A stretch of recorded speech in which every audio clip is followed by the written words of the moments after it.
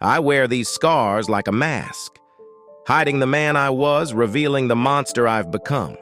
My wife thought she could escape the darkness by running to another man, but when I walked back into her life, it wasn't to save her. It was to burn everything she'd built with him. Now, all that's left is the cold reality in our children's eyes. They see a father, but what they don't know is, I'm the one who leaves monsters trembling in the dark. It was early evening when I arrived at the small house, a 3-bedroom place with peeling siding and a sagging front porch. I could hear children crying and a loud voice yelling as I walked past 3 motorcycles toward the front porch. As I crossed the patchy yard, 2 large men in Purple Pranksters Motorcycle Club jean vests stood up to block the torn screen door. One of the men, with shaggy dark hair and a full beard, spoke. "Gotta wait, man. Cooler is dealing with things inside." He was a big guy, and for a moment I wondered if there was kindness hidden beneath his tough exterior. The small black 1% patch on the front of his vest suggested otherwise. The other man, bald, stood next to him, looking indifferent. I dropped my eyes for a moment. The voice from inside the house grew louder. "I'll teach your child to behave." The sound of a child's wail followed. At that, I raised my head and made eye contact with Shaggy, allowing him to see the scars on my face. He paled momentarily, shifting into a more guarded stance. Someone, likely my oldest son, must have been sharing stories about our situation. Maintaining my composure, I adopted a friendly tone. "Sorry, man, she may be his partner, but those are my children." Shaggy seemed open to a conversation, possibly even understanding. He had a Ranger Regiment tattoo on his forearm. Maybe there was common ground to explore, but the other man on my right had other ideas. He lunged at me. "We told you to wait!" I sought patience, but none came as I reacted defensively. The moment his hand made contact, I restrained him quickly. He was down on the ground before Shaggy could respond, and I aimed to avoid causing serious harm. I sensed Shaggy was hoping to resolve things peacefully, but the situation escalated. I stepped over the man's body and opened the screen door. Inside, Cooler, a.k.a. Brian, was facing away from me, his posture tense. Anne, my ex-wife, stood protectively between him and our 3 children. I noticed with pride that my oldest son, Patrick, just 7, had placed himself in front of the 4-year-old twins, Danny and Finn. Whichever of the younger ones had been wailing stopped at my entrance. Anne looked thinner after 2 years, a little too thin.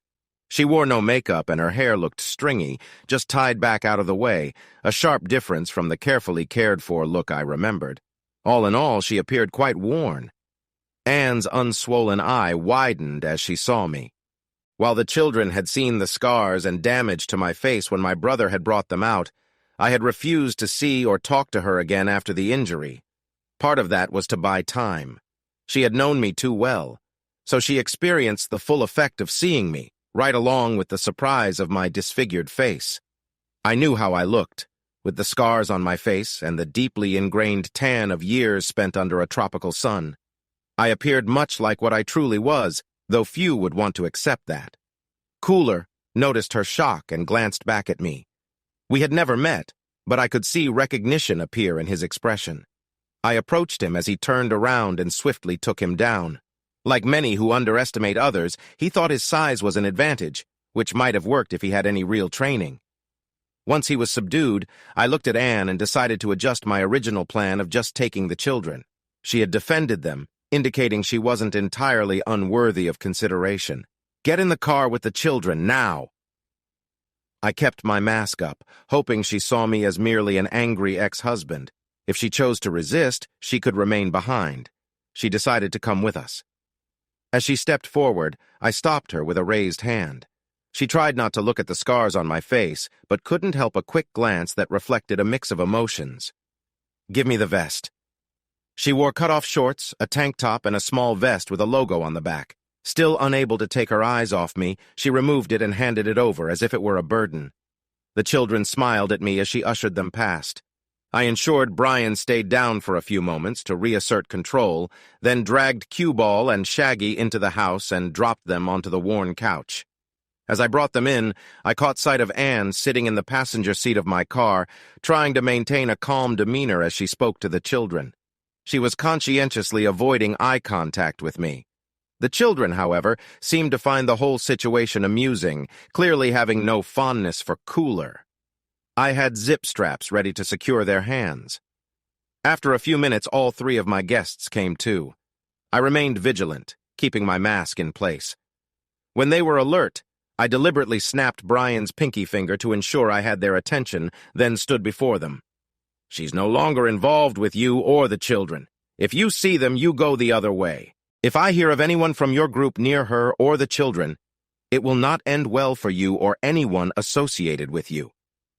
Brian shot me a furious glare, tears welling in his eyes, still trying to grasp the gravity of his situation. "She left you. You're not her husband anymore." "Good." They were buying the vengeful husband narrative. I nodded. "While she may no longer be my concern, those are my children, and they need their mother. She's doing her best for them. You should appreciate that if she hadn't intervened, things could have been much worse." On my right, Cue-Ball shook his head. "You gotta buy her out. It's how things are handled." I finally turned to him. "Sure, Cue-Ball, how many broken bones will that be? Let's start with fingers." He turned an interesting shade of green. They didn't negotiate that hard. They must have had at least 20 unbroken fingers between them before they agreed to my terms. I burned her vest in front of them. We had a long discussion, or rather, they did. I grabbed an expensive pair of Oakley sunglasses off a wobbly end table as I walked out, and Brian actually tried to object, albeit weakly. "Hey, take her, but those are mine." I stopped and looked at him. "Sorry. Cooler. Do these guys know you got the nickname because you repaired air conditioning in the Army? I'm taking them for Anne. I don't want anyone to think I'm the kind of person who would harm a woman. I'll return them to you later." I paused again at the door and looked back. I don't know if she's using anything, but just in case. Anyone who provides her anything, whatever it is, will deal with me. I'll also come for you. No warnings, no negotiation. Spread the word. As I walked back to the car, I reviewed everything.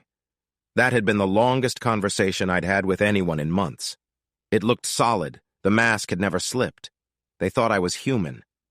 I sat down in the driver's seat of the car, handed Anne the sunglasses, and headed out to the highway. Anne said nothing. She just put on the sunglasses and stared down. I listened to the children talk, but, relieved of the stress, all three of them fell asleep within a few minutes. Anne didn't even ask where we were headed, seemingly lost in her own thoughts for the next 2 hours. She was holding her arms tightly, hunched over, as if trying to conceal the past events that lingered with her. That made me a little concerned, so when she wasn't watching, I discreetly examined her arms as best I could. There were no marks, so at least she hadn't fallen that far. She'd left me over 2 years before. I was gone too often, with many late-night calls and departures. I was training all the time to be the best. I was the best. Everybody has a role on the team. I wasn't control or demo or the team sniper. I specialized in close combat.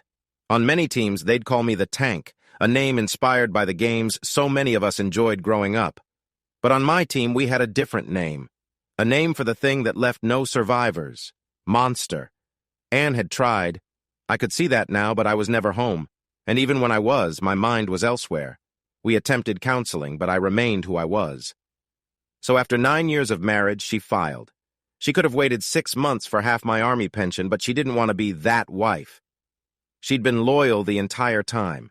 It wasn't about someone else, it was about us not working. She even tried to minimize child support. The state had a formula for that, so she couldn't do much. She collected the children and moved back to our hometown. The Army would likely relocate me in the next few years anyway, so I could hardly argue about that. To be honest, while I cared for them, they hadn't been my main focus. Sometime after we parted ways, she met Brian, a good guy who planned to open his own motorcycle shop. That never happened. It turned out he was more interested in leading his own group. Sooner or later, one of the larger organizations would notice them, but that hadn't happened yet. Despite his promises, they'd never gotten married. A year ago, I experienced enough turmoil to leave me with lasting effects. While the majority of the damage was superficial, the combination of nerve damage and vision loss ended my Army career.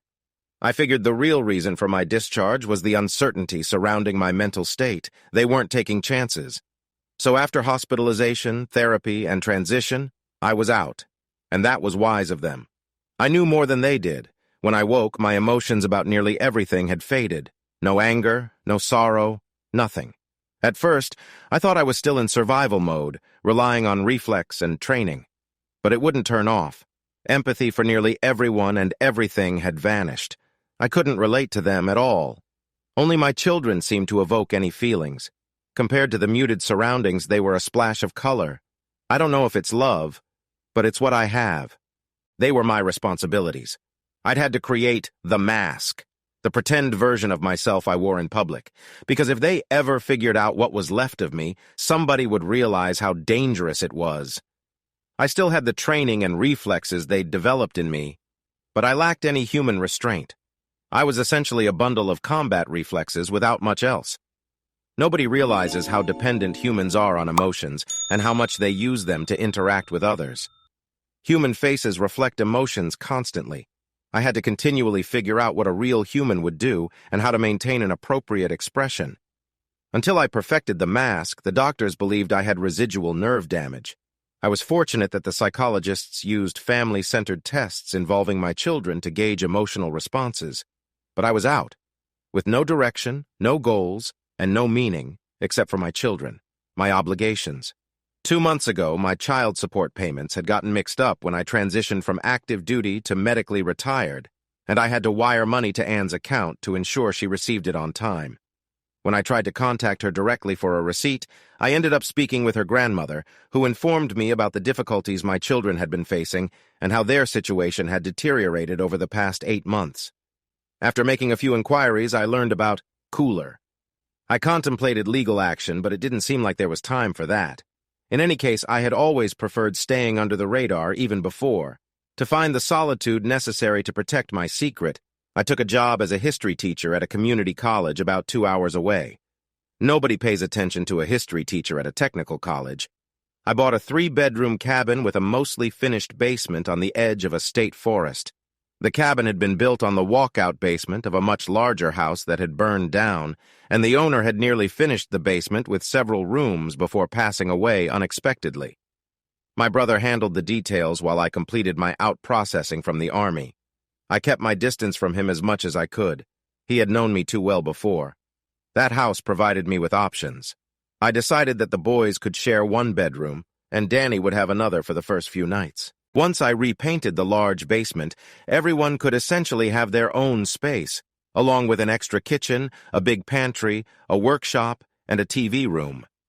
Initially, I had planned to simply take the children and leave their mother where she chose to be. However, when the moment came, I realized I couldn't leave their mother behind, as that would send the wrong message to the children. They would want me to ensure her well-being. Irony. I can still appreciate irony. I wasn't sure how long I was going to let Anne stay, but I was determined to provide the children with a stable, safe life. I had obligations. After we arrived at the cabin, I showed the boys where their room would be and then indicated where Danny and her mother would be. Anne lingered a bit but encouraged the children to settle in. Once they were comfortable, I announced I was going to get pizza and groceries and left them to look around. I stopped at Walmart, picked up some clothes for all of them. I knew the children's sizes, but had to guess at Anne's. I remembered what her sizes used to be, but she'd lost more weight than she could really afford. I also picked up groceries and pizza. The pizza was gone in minutes, and Anne got the children cleaned up and ready for bed.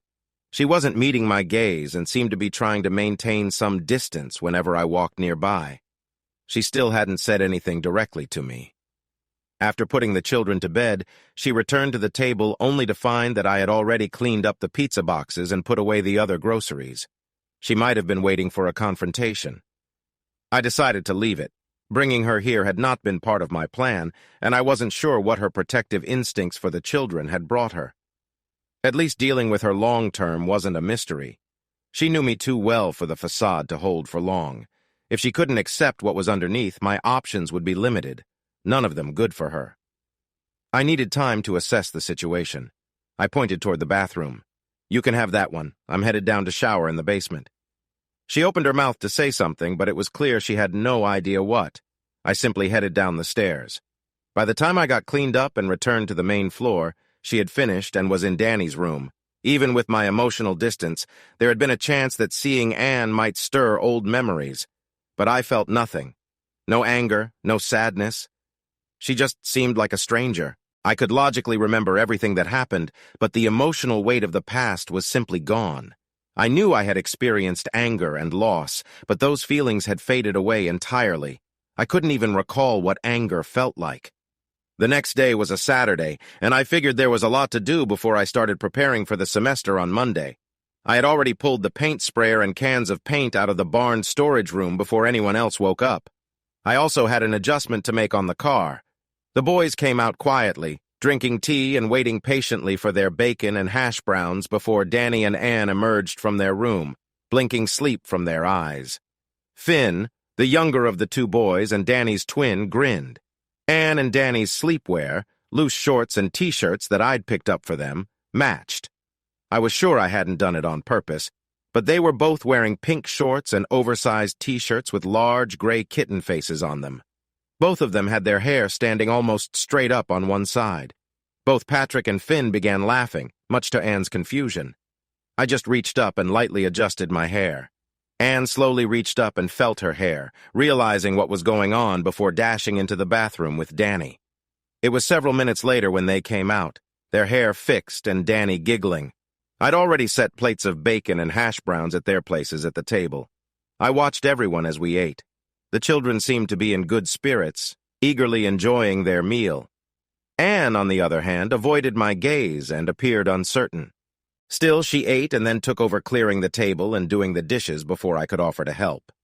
After breakfast was cleared and everyone had changed, I sent the children outside. I motioned for Anne to come over to the kitchen counter. She approached hesitantly, waiting for me to speak. I pulled out my extra debit card, car keys, and a piece of paper. I'm writing the PIN on this paper. Take the children and go shopping for school clothes. School here starts Thursday for them, so you'll need to get them registered on Monday. I'll be busy at the college all day, but I'll leave you the car. Get some things for yourself as well. There's about $2,000 in that account. I need to finish painting the basement. It should take about 6 hours, 4 hours to tape everything, an hour to paint, and the rest for cleanup. Take your time and maybe take the children to lunch or something. The basement should be ready by tomorrow evening, and the children can have their own rooms. She looked numbly at the card and keys while I wrote the PIN. Finally, she spoke. So, why did you take me too? You could have left me. After everything, you might have thought that was a better idea. I wasn't planning on bringing you out of there, but you were looking out for them. Children need a mother, and since you were still acting like one, it seemed like the logical choice. For now. What if they say I have to come back? They won't. You're out for good. They wouldn't take you back under any circumstances. We have an understanding. She looked thoughtful. What kind of understanding? It's simple. They won't have anything to do with you or the children again, and in return, I won't take any actions against anyone involved. She appeared unsettled, but I chose to be straightforward. I needed her to believe she had choices to encourage her cooperation. I want to make a few things clear. I don't own you, and I have no desire to. If you decide to leave on your own, I won't come after you. I'll leave the debit card active, but I won't add any more funds once you decide to go. Once it's gone, it's gone. If you take the children, though, I will ensure their well-being, as I intend to watch over them until they can make their own decisions. You really won't want it to come to having to retrieve the children. You can stay here until they all graduate, and all I will ever ask you to do is help take care of them. This is solely in the interest of their protection. Studies show that children from a stable home with two parents are happier and more likely to be successful. This part is important. You need to know the truth. I dropped the mask. From her expression, she could see the change, but she didn't run. Good. Maybe she'd survive this after all. I could use help to maintain the mask. After this happened, I pointed at the scarring on the side of my head. I've lost nearly all capacity for emotion. I have no feelings about you at all, good or bad, except concern for what you've put the children through. Your decision-making for the last year or so has been less than optimal. I paused as she considered this, now to give her a choice. The only real emotions I seem to have at all now are those directly connected to my children. I will not tolerate anything that negatively impacts their lives. I could use help taking care of them. That was a lot for her to take in, and I could see her pondering her options. She made her choice rather more quickly than expected. Shaking her head, she said, "I don't have anywhere else to go, my parents. They don't want anything to do with me." At that moment, she may not have realized how challenging her situation was. I had a means of protection, something I had taken from someone else. Its cold presence mirrored my current state. I had taken it to ensure my secret remained safe, and I could not afford for her to leave. Best to change the subject. "We apparently do need to get one of your tattoos removed. According to the discussions yesterday, it is mandatory when a woman leaves their social club for any reason. Removal is customarily done with a belt sander, but unless you have your heart set on that, I think we can just get laser removal." She paled, and her hand instinctively moved to cover her tattoo. The tattoo was a small emblem that carried significant meaning, and I could see her realization wash over her as she understood that I likely knew about it. I held my hand up. "We can set it up with a reputable tattoo parlor in town. There are a couple, including a pleasant-looking one at the mall. Or maybe they can cover it with a different kind of tattoo if you prefer. Either way, it is likely to be somewhat uncomfortable, but a lot less trouble than if somebody finds out you still have it now that you are out." The conversation quieted a bit after that, and she headed out with my 3 children. I reminded her to wear the sunglasses until she could buy some. Her bruising was quite noticeable now. The day went more or less as planned, with the repainting and cleanup completed on time. I waited to see if she would run. She wouldn't get far. The gas gauge was rigged. She'd get less than 40 miles before it ran dry, and the tracking device would indicate her location. All I would need was a starting point. The car pulled up not long after I finished, and the children spilled out, bubbling with excitement over all their new things. It seemed to take forever to unload the clothes, books, and other necessities from the car, but a light supper was soon prepared, eaten, and cleaned up. The children insisted on showing me their school clothes and other items before heading off to bed. Anne seemed a bit down, trying to keep a cheerful demeanor for the children until she put them to bed. I was sitting and paging through a book in one of the 2 big wingback chairs by the fireplace when she settled into the other. She looked troubled, and I vaguely remembered that this was usually a sign she had something on her mind that she needed to discuss, though she might not want to. I considered letting her sit there without saying anything, but I decided that asking would be a good way to understand how she was adjusting. "Something wrong?" she began, although it wasn't directed at me. "Everything is wrong. I was stopped twice by the police to see if I needed help because of my bruising. They were just doing their job and trying to assist. Sure, but where were they yesterday? Or 2 weeks ago when I had my last bruise? Or 4 months ago? Or a year ago?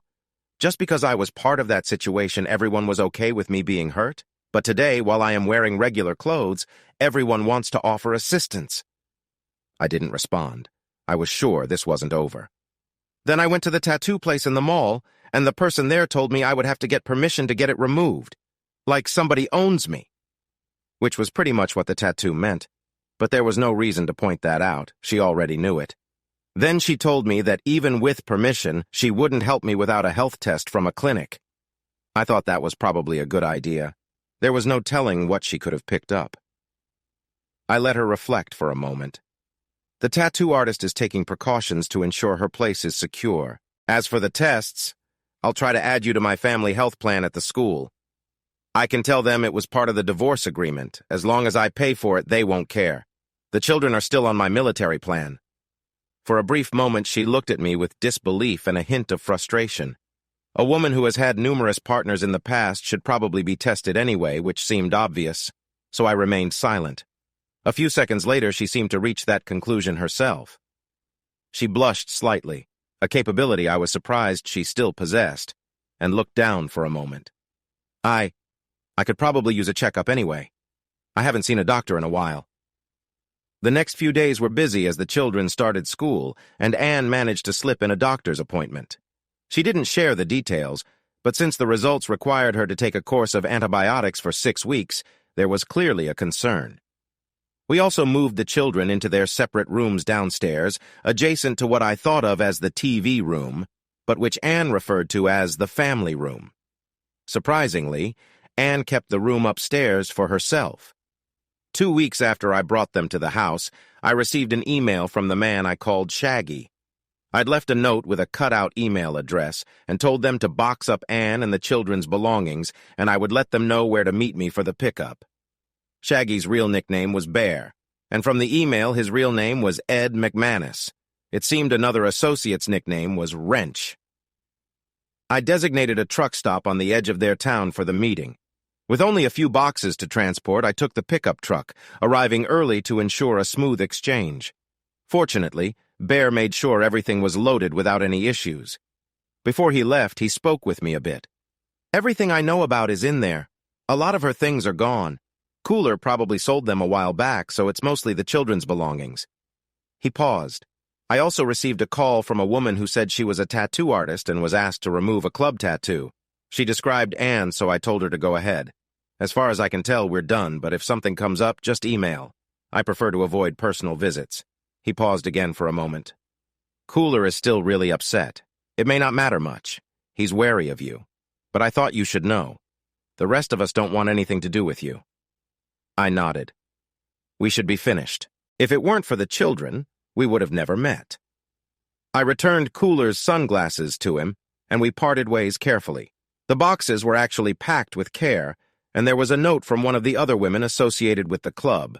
I shouldn't have bothered returning the sunglasses. Brian passed away in a minor accident a couple of weeks later, after I'd received an anonymous email detailing Brian's traveling schedule and route. It could have been a trap, but I had the sense that Bear wasn't foolish enough to risk that. Bear took over the club. The children adjusted quite well. Patrick told Anne that the children and teachers treated him better at the new school. She realized why, which led her to feel a wave of emotion after the children went to bed. Anne and I fell into the habit of talking by the fireplace after the children were asleep for the night. It was essentially a planning meeting, originally focused entirely on making sure the children were taken care of. Anne eventually initiated some small talk about harmless subjects. I participated to maintain a sense of civility, but it never went beyond that. It proved I was incapable of developing any emotional bond beyond those to my children.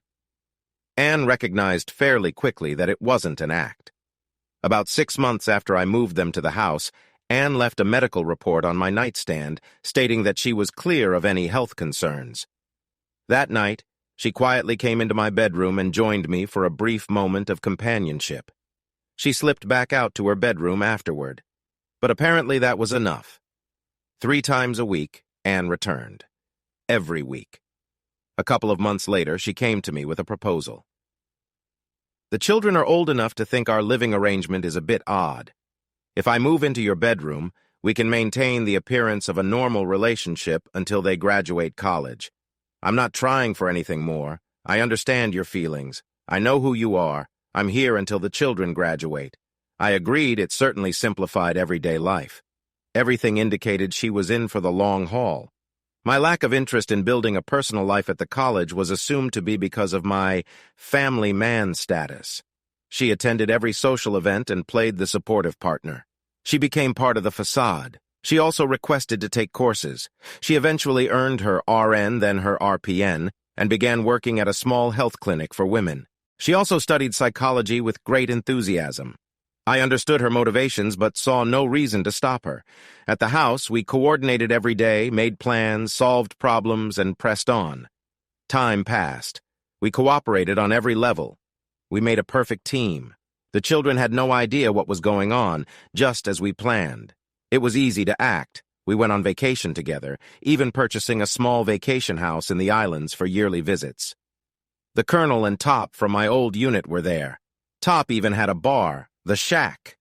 They'd known the more difficult side of me pretty well and hadn't really seen me outside of work, so they had a hard time seeing through the mask. On reflection, it was easy to see why Anne and I worked well together. She was, at best, damaged goods, with little faith in humanity, including herself. Fortunately for her, I wasn't really human anymore. I really hadn't made plans past the last graduation. I figured Anne would move on and try to salvage what she could of her life. She'd kept her end of the bargain and supported the children with everything she had, and kept my secret. But a year before Danny graduated college, she announced her engagement to an earnest young law student. 3 weeks later, Anne came up to me after dinner, carrying a bundle of folders, and handed them to me. There were at least a dozen studies on the importance of grandparents to the success of grandchildren, another gleam of light in that gray void. Obligations. It appeared we would be maintaining our fiction for quite a bit longer. Anne speaks I live every day on the edge of uncertainty. Don't feel sorry for me. I don't feel sorry for myself. By most standards, it's not a bad life. I live in a nice house, I have 3 beautiful children, and I have grandchildren on the way. I'm treated well. We even have a little vacation home in the islands. I've chosen to live here, and it's probably best for everyone, maybe even for me. But I live one step from decision. I think it's a long step, but I can't be sure. I live with my ex-husband, and the whole world sees us as a happy, loving couple.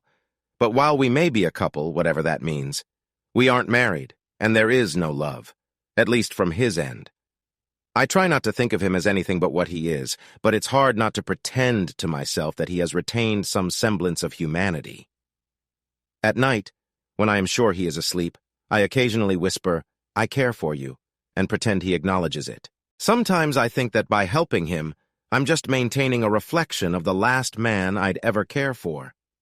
He is, at least as far as I can tell, an unusual type of sociopath. I've taken classes, attended lectures, and read every piece of literature I can get my hands on. With one glaring exception, he exhibits little or no emotion and no empathy. The exception is our children, and I am sure the grandchildren. He pretends to have emotion and empathy, pretends to be human. But I know the truth. He doesn't have impulse control issues and has no driving desire to harm, but he has no emotional reason not to. I didn't make him this way. It isn't some trauma or fallout from my poor decisions. He was severely injured in an explosion. Fragments hit his brain just the right way, altering his humanity. Just spectacularly bad luck. My decisions are why we aren't actually husband and wife. I divorced him over a year before he was injured to chase a misguided illusion. I could go on and try to justify myself, but it would all be meaningless. The reality is a familiar tale, nothing original about it.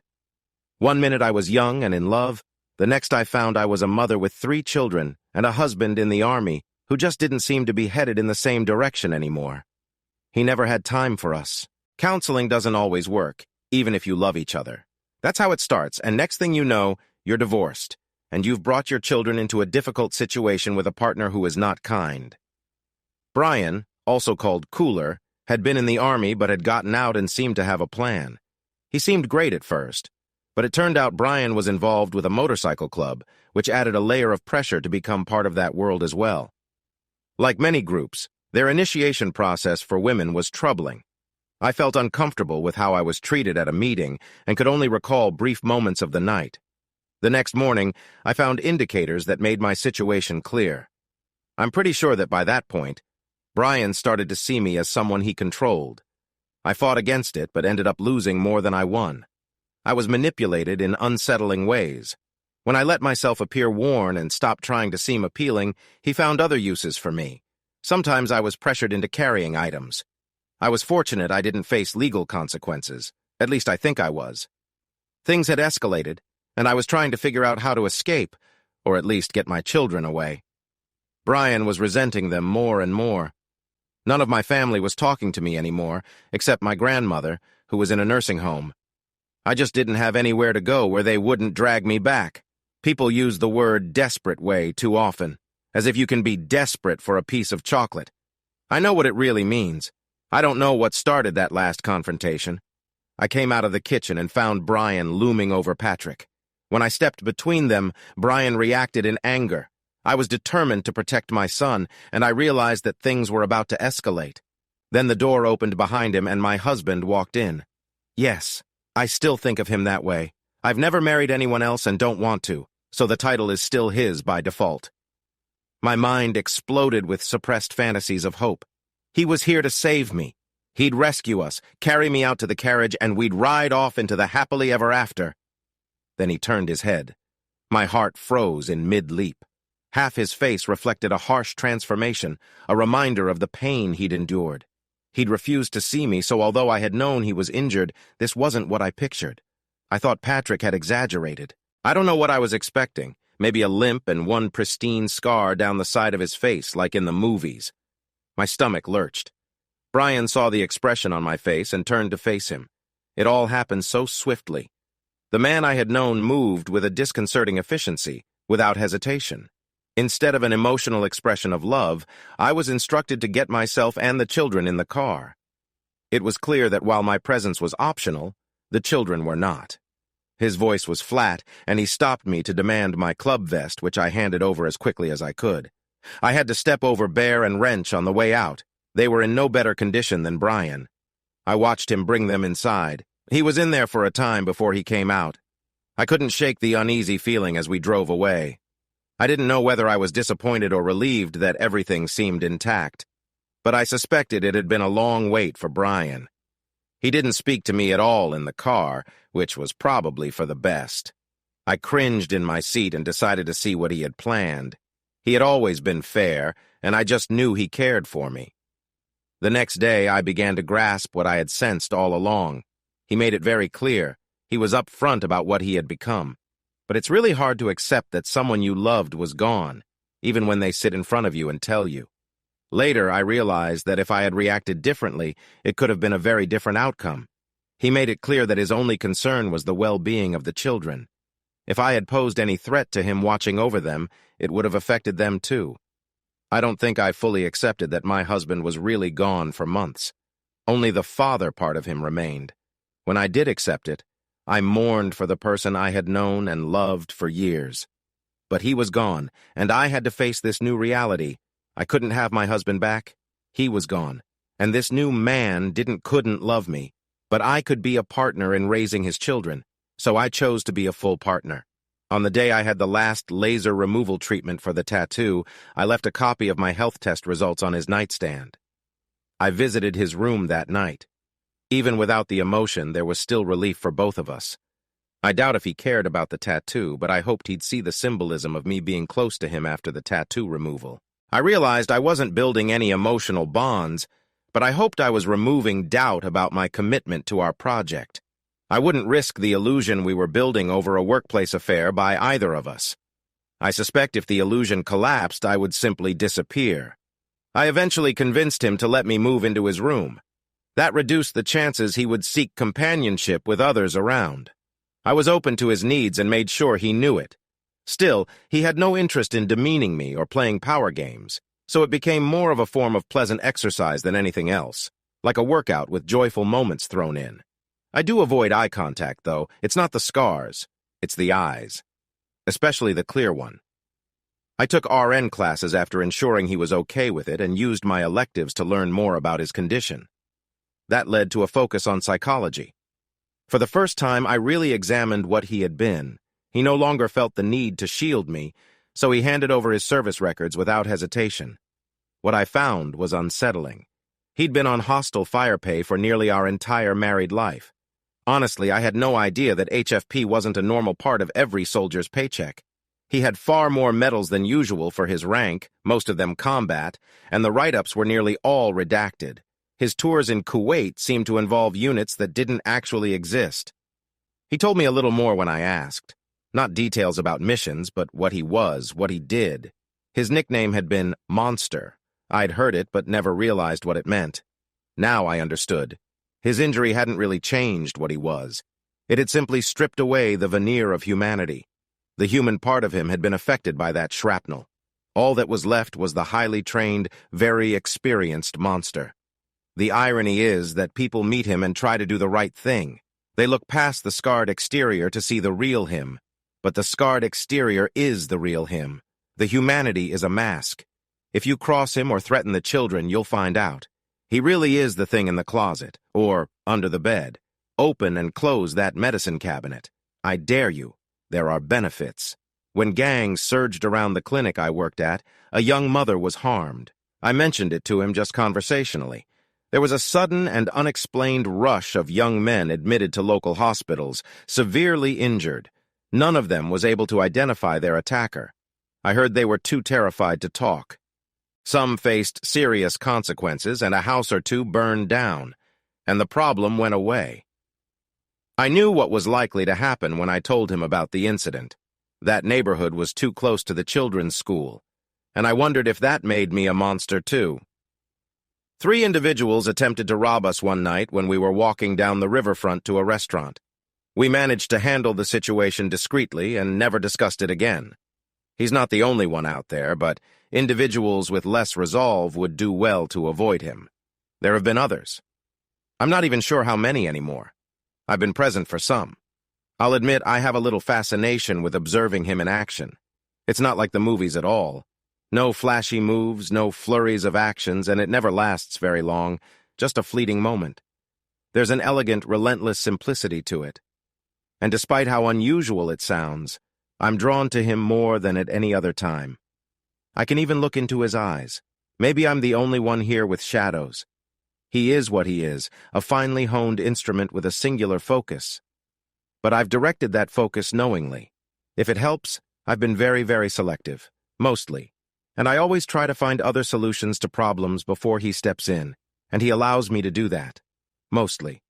I do my best to help him maintain his facade. It's important for everyone. In many ways, he's the perfect partner. He provides well, is supportive of my career, is great with children, never forgets to take out the trash or mow the lawn. He even helps with laundry. Despite my worries, I am certain he'd never stray, no matter how alluring a situation might be. He takes me to dinner twice a week and even brings home flowers. He can even cook, because that is the mask he wears. Like most charming individuals, he can be engaging when he chooses. You'd most likely never know, but I do. I know that if there ever comes a day when he sees me as a threat, or even just as someone without purpose in his life, that's the day I stop having a place in his world. But as I said, don't feel sorry for me. We have grandchildren on the way. After bringing the kids and Anne to the cabin, I realized that getting them away from Brian was just the first step. Life here was going to be different, and I had to figure out how to make it work.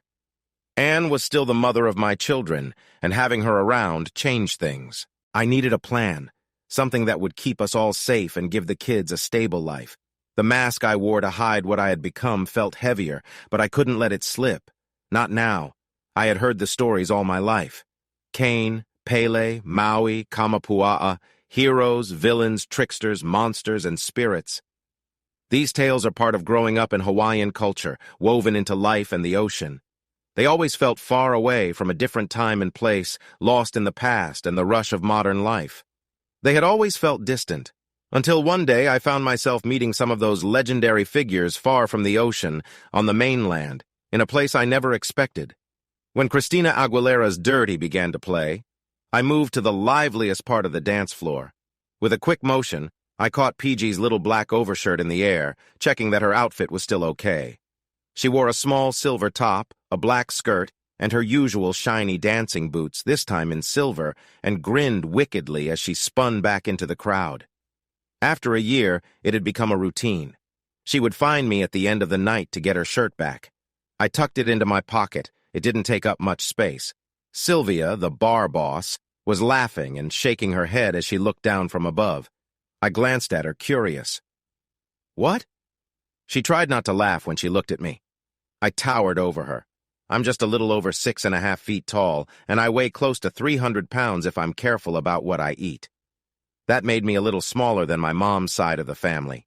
My older brothers are taller than me by a couple of inches. But I've kept in shape while they've let themselves go a bit, even though I have my own health issue. My dad was a white American, but my mom is fully native Hawaiian. Even though she was 1.5 feet shorter than me, Sylvia didn't seem impressed. "I think she likes having you around." "PG is friendly with everyone," I replied. "She thinks Molly and E are part of a balanced diet. We did our best to keep the club a safe place because keeping our license was hard enough without complications. The Crimson had a good reputation for being clean, and we wanted to keep it that way. Recently, we faced more problems. The police had been cracking down on some street activities which, while good in some ways, created a power shift. There were whispers about Anthony Montage trying to take control of some clubs for his own gains. I had been sending away his associates at the door quite often lately, so those rumors were probably true. But I wasn't too worried. I wasn't afraid of much. I grew up fishing for barracuda and ran into more than my fair share of sharks, including the big niuhi. Tourists who try to learn about sharks usually think there's only one word for them, which is mano. But just like the Inuit have many words for snow, we have different names for different kinds of sharks. Mano refers to the smaller, less dangerous ones. Niuhi are the truly dangerous ones, like the tigers and great whites. Once you see a few of those up close, not much else scares you. Even though PG wasn't my first choice for a crime boss, she always seemed full of cheer before she walked into a room. I sometimes checked her purse just to be safe. She took it in stride and joked when I didn't find anything. Sylvia smiled. That's true, but she trusts you, so keep an eye on her. That was part of our routine. PG, short for party girl, was sort of an unofficial mascot for the club. She loved to dance and was on the floor almost all the time. She couldn't stand to see anyone looking sad. Her real name was Danny, according to her driver's license, and she had a bright energy about her. She would happily approach shy groups and invite them to dance, making sure everyone felt included. She mentioned that she taught dance lessons, and you could tell she had the stamina of a pro. Tall and slim, she danced gracefully and shared her joy with everyone. Sometimes she pushed a little too hard with her dancing, and I would kindly remind her to tone it down. She would respond with a playful smile, always friendly. Everyone loved PG, and she was welcome at any table. I often helped her down from more than a few. We looked out for her because she was friendly with everyone, but often left without close friends, making her a bit vulnerable. So we made it our mission to ensure she got a taxi when the club closed. I glanced back to see her giving some dance tips to a shy girl who looked sad. I watched for a bit to make sure PG was encouraging her without overwhelming her. I could see the girl starting to loosen up and enjoy herself. PG just has that knack for lifting people's spirits. Syl pointed to the back of the club. The loading dock alarm is going off again. Nick says the rep can't figure out what's wrong. I shrugged. It's been doing this since I got here, at least a year. That technician comes down here almost every month. I'll check it out. I looked around the dance floor for any issues. It's my club on Friday and Saturday nights, along with PG. She has been a familiar face since I began working as security at the Crimson, a large, lively club in the city's center. The club used to be a brewery over 100 years ago. I started my job during my second to last year in law school, usually working 2 nights a week as the main security person at the club. I took my job very seriously. The other staff handled most everyday issues, but when things got out of hand, I stepped in. After dealing with me, most troublemakers either thought twice about what they were doing or left to find another place. I had played football in college, not quite good enough for a professional career, but it wasn't wise to provoke me. While many martial arts may not suit someone my size, I had a background in boxing and had learned sumo as a child, which is popular in Hawaii. There are reasons for weight classes in sports, and few matched my size. Law school was my backup plan after a serious injury cut my time as a police officer short. I was also trained in Aikido-style grips and throws. The club floor looked calm, so I nodded to Ron, who was working security on the balcony, to keep an eye on things for me. He had a great view from up there. I carefully made my way across the dance floor, trying to stay low-key. Not the easiest thing for someone of my size. I was surprised when a sudden light slap on my back made me turn around. PG was smiling, shaking her hand as if she had heard it. Her new friend stood nearby, looking shocked, while others giggled. Do I need to remind you of the rules, PG? You can't interact with security like that, I said, trying to sound serious. It was a mistake, I promise. Right, just like last time? Her grin was hard to miss. Only 10 times. I thought it was okay, I'm just really clumsy. This was not true. Everyone who'd seen her dance knew better. Please behave, PG. I tried my best serious face, which didn't seem to work. I will, I promise. As I turned and walked toward the back of the building, shaking my head, I could hear PG's playful voice. Watch out, everyone! You might trip! This made the group around her laugh even more.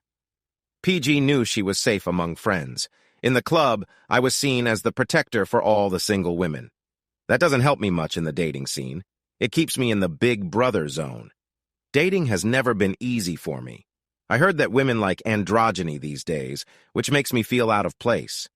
There seem to be 2 types of girls. those who like big and strong guys, and those who prefer average-sized, smart guys. Being big and smart isn't the combination most are looking for. Making casual connections isn't too hard, but forming deeper friendships with the kind of girls who usually like guys like me doesn't always go well. These girls often fit a certain type that can be fun, but also a bit unpredictable.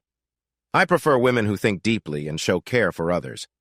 PG always seemed a bit flighty and whimsical rather than dangerous or overly intense. She was certainly attractive, but the club rules made it clear that workers should not connect with customers. Because of that, PG knew her playful behavior was off-limits, which might have added to her charm. In the past year, I had only a few serious dates. I took out the leader of my study group a couple of times. I avoided taking charge in my main study group. When a big guy like me tries to lead, others often see it as being too pushy. Instead, a bright and focused girl named Abby took the lead. She was not only cute, but also very dedicated to success. It amazed me how hard she worked to gain respect. She faced challenges but never gave up. Vince respected her intelligence, while Jennifer in the group was quiet and interested in tax law. She preferred to let others lead. Overall, we got along well and stayed connected even when we weren't studying. The only time I saw Abby struggle was when her father had a stroke and passed away after weeks in the hospital. It happened during summer break, so she didn't fall behind in school. When she returned, she worked even harder and tried to stay positive. Tough, funny, and smart, Abby was pretty much my ideal friend. It was frustrating that we didn't connect romantically.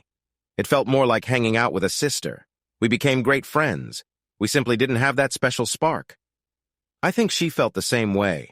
At least we both noticed it in time to keep our friendship strong.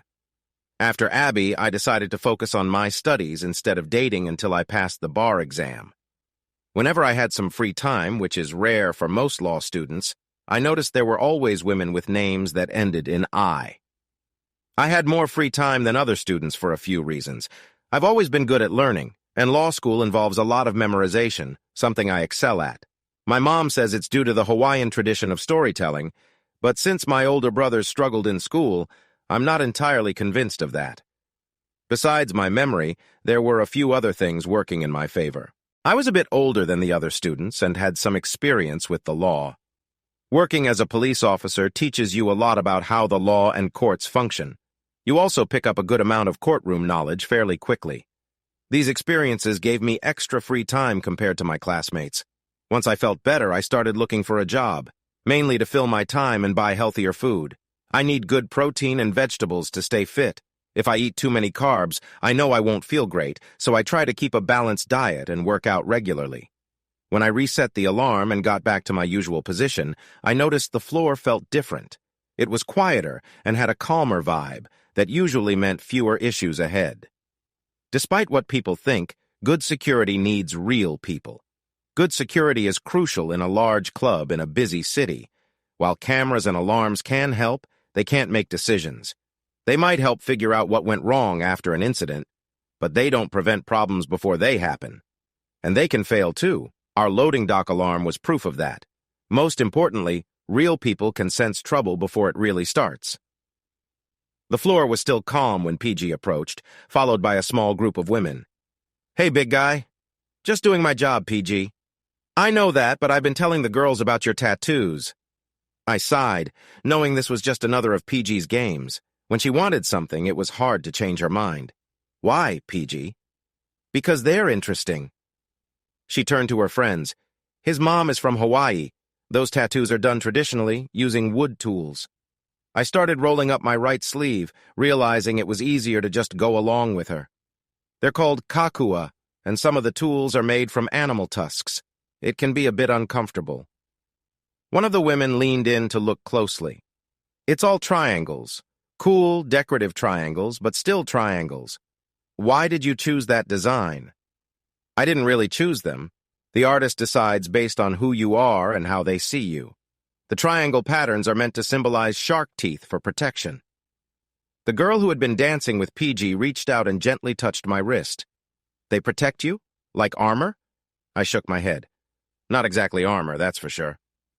I used to patrol the old slaughterhouse area called the Dog Run when I was a police officer. One troubled young man shot me 3 times in the back. My vest stopped those bullets, but he got me in the knee, which is why I have to wear a brace now. I took the insurance money and decided to go to law school.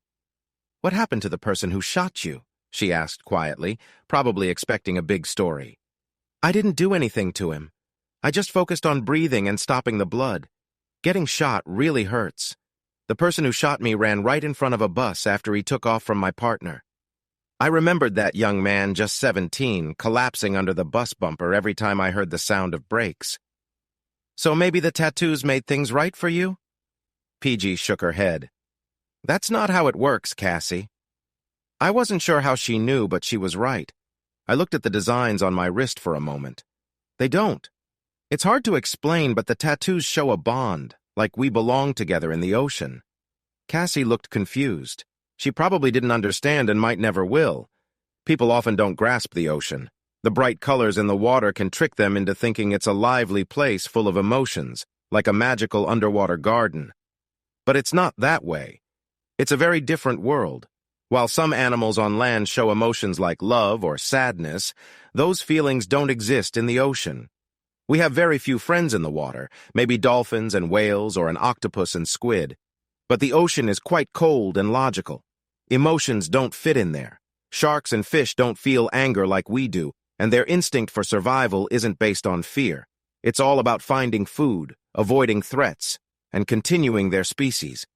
It's hard to explain this to anyone who hasn't experienced both land and sea. Cassie shrugged. "That's cool," she said, though she didn't seem very sincere. PG gave me a secret smile and pulled her friends back onto the dance floor. I continued to scan the crowd. The energy was rising again after a brief lull. I glanced at the clock and saw it was 9 o'clock, meaning dinner time was ending, and we were about to get a rush of customers. Not long later, Ron signaled that trouble was brewing on the dance floor.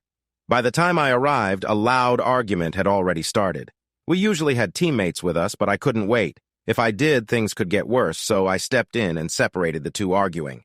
"Listen, you both have one chance. Step back and don't get near each other again, or you're out." They both quickly started blaming one another for the fight. Enough already. If I wanted to hear this, I'd be working with young kids. They glared at each other from either side of me, but at least they kept their distance.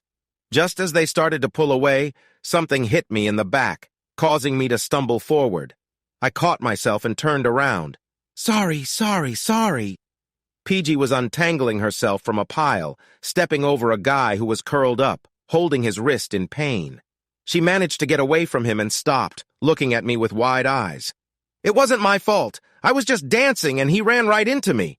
Her friend Cassie was supporting her and nobody else seemed to care. The two people who started everything slipped away before PG could explain more.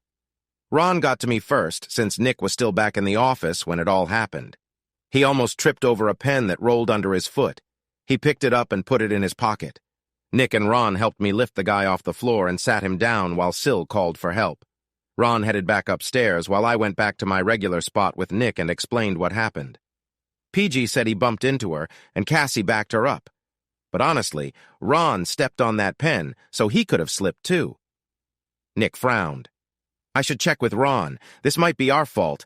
I'll need to get a statement from the guy and see if he mentioned slipping." "Yeah, remember that other girl who said she got hurt stepping on an ice cube? Luckily, the cameras caught her exaggerating." He nodded. "That's why the insurance company makes us have cameras. They help prevent situations like that." Nick looked back to where the guy had been sitting. The chair was empty now. "Great. I'll ask Sil if she knows where he went." We talked about it until Ron came back down. He pulled the pen from his pocket. It's some kind of plastic spike. Nick took a look. It's a small self-defense tool, made of plastic. Not very good and mainly for poking someone. It could go right through our metal detector. We need to review that video after we finish tonight. From the video, it was clear I was being set up. The two guys pretending to argue were trying to distract me while the third one moved toward me. PG showing up was what saved me from a serious situation. Nick frowned at the video. "You've never seen these guys before?" "Not until today." Ron recognized one of the distractions from a visit earlier in the week. Nick wrote a report, but there wasn't much information. I waited and sent a bit of the video to my email after Nick went back out to talk to Sil. I felt like someone was targeting me, and I had a few friends who could help me find out why. As soon as I got home, I sent the video to Kelly. She had been my partner, a patrol officer with over 10 years of experience. After I left, she finally decided to take the test to become a detective and joined the Vice Squad. It wasn't as flashy as homicide, but she had worked the dog run for years before I joined the police and knew a lot about the flow of drugs and related activities. She was perfect for the job. Maybe she could help me figure things out. I had just finished showering when the doorbell rang. I grabbed a lava lava, a traditional wrap worn by men in Polynesia, and put it on as I answered the intercom. "Hey, big guy, it's me. Let me in." "PG, what are you doing here?" "It's freezing and raining out here. I don't have a coat." A minute later, she stood at my door. I checked through the peephole. I'm a big guy, but past experiences had taught me to be cautious. The recent event at the club made me a bit wary. She was still wearing her clothes from the club and looked cold. I opened the door. "What brings you here?" "Wondering if you're going to keep my shirt. It's cute, but I think it's a bit small for you." "I'm sorry."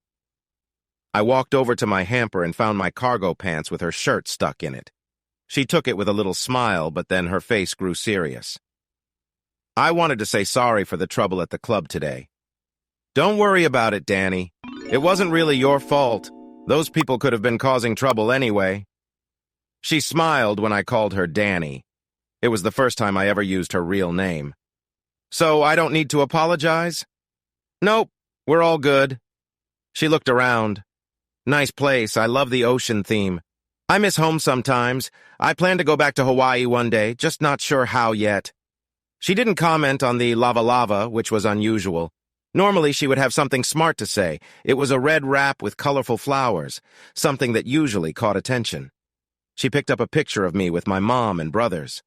"This is your family?" "Yeah, that's my mom and my older brothers." "I like that. Family means a lot to me." "It does to me, too. Often family is all you have." She raised an eyebrow. "So, you don't blame me for what happened at the club?" "Not at all. I actually think you helped prevent things from getting worse."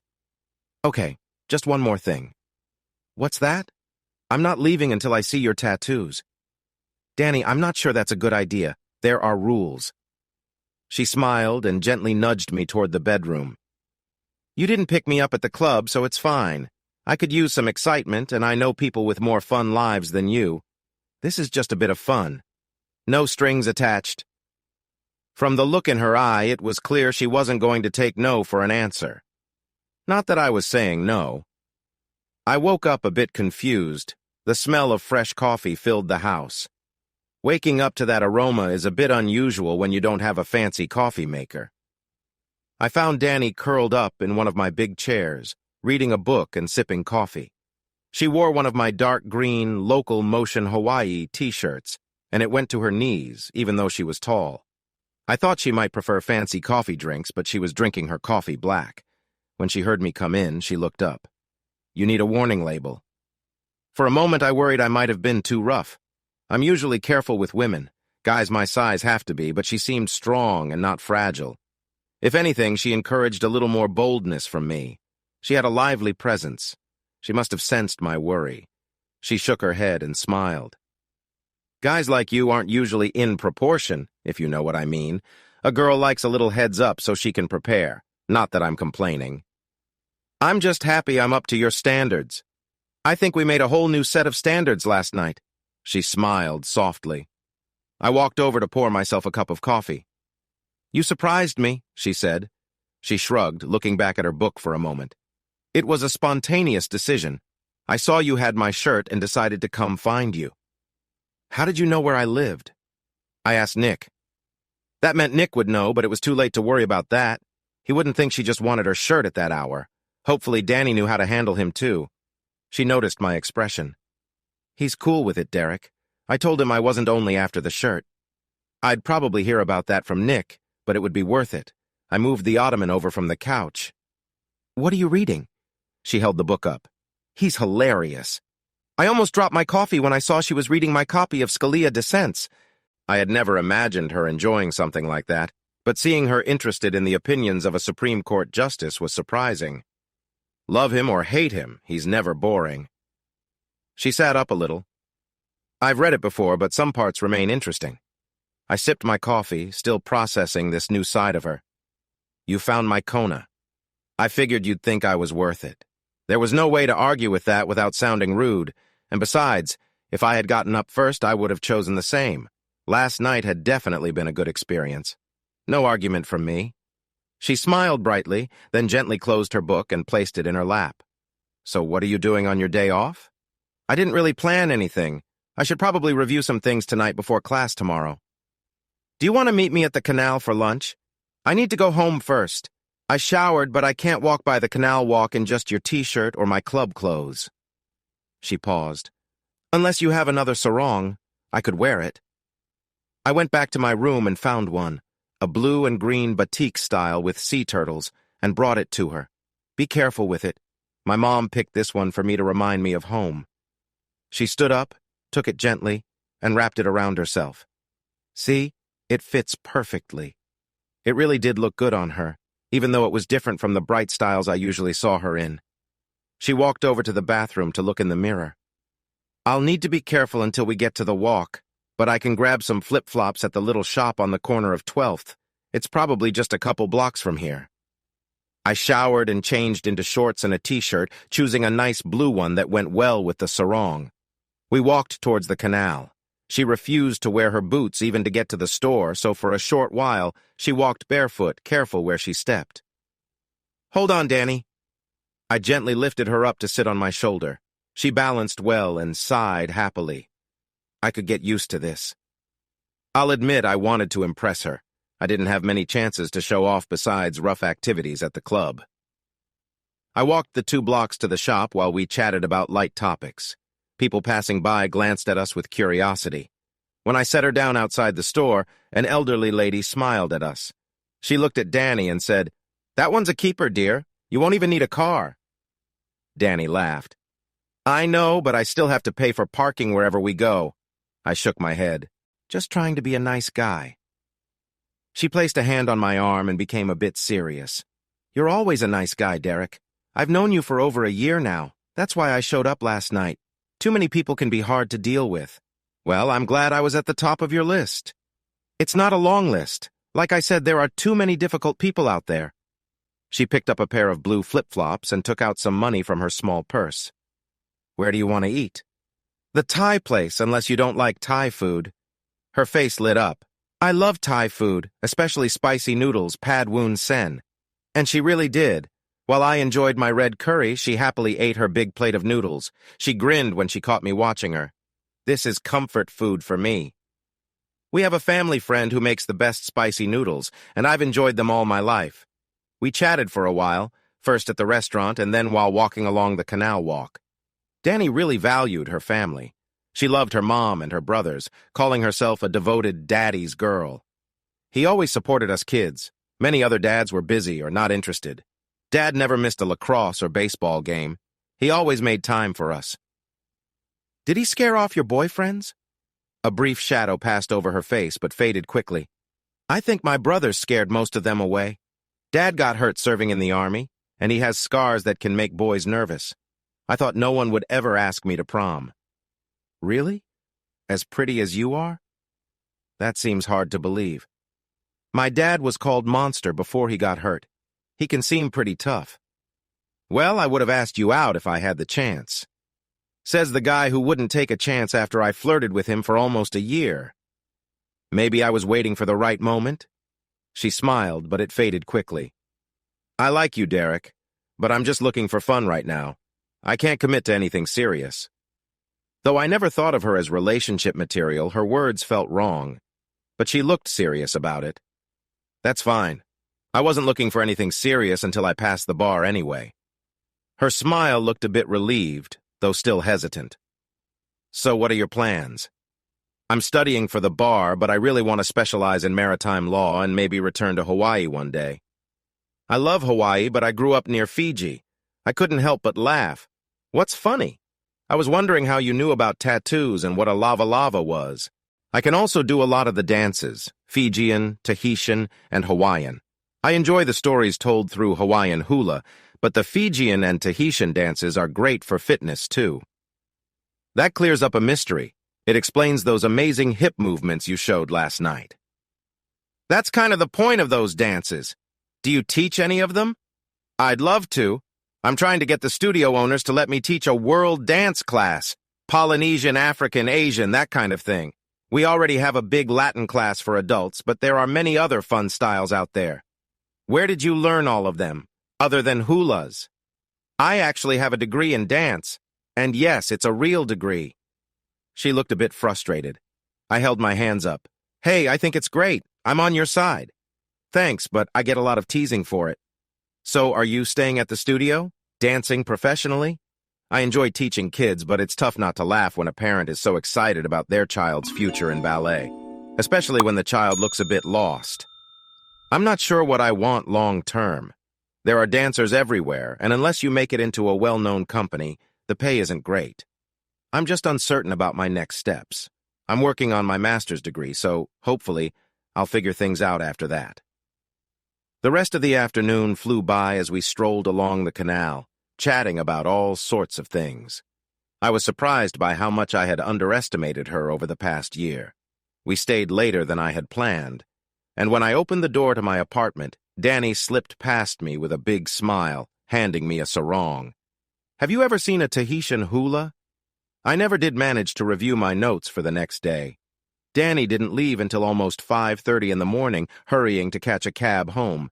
In the morning, I received an email from Kelly asking me to meet her at the water fountain in the park next to campus after class. When I arrived, she was half sitting on the railing with a big shopping bag at her feet. You look tired. Thanks, Kelly. I didn't sleep much. I tried not to smile, thinking about Danny. Kelly looked me over for a moment. I saw that smile. Did you have a good time last night? Anyone I know?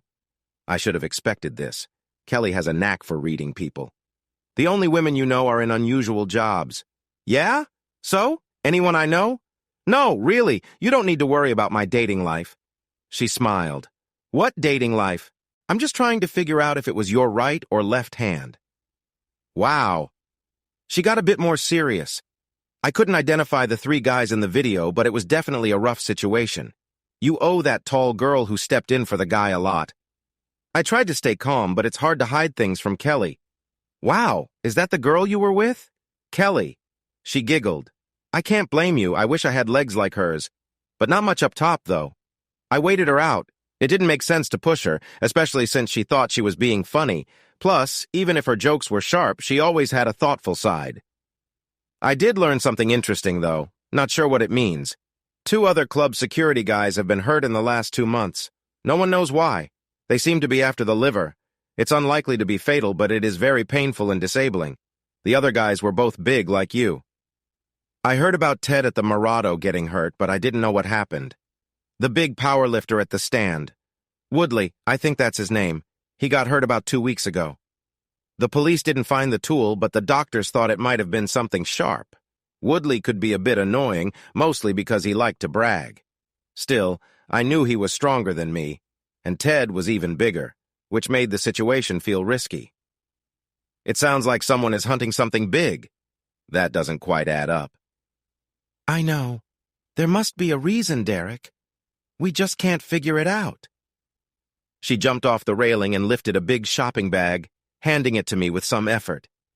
I convinced the lieutenant to let me take your old vest. They should have thrown it away by now since it was already marked as unneeded. It might not stop bullets anymore, but it should still protect against sharp objects. Please wear the vest. I will. I mean it. This feels strange. She looked more worried than usual. The lieutenant must have felt uneasy too, or he wouldn't have let her take the vest. As I promised Kelly, I started wearing the vest at work.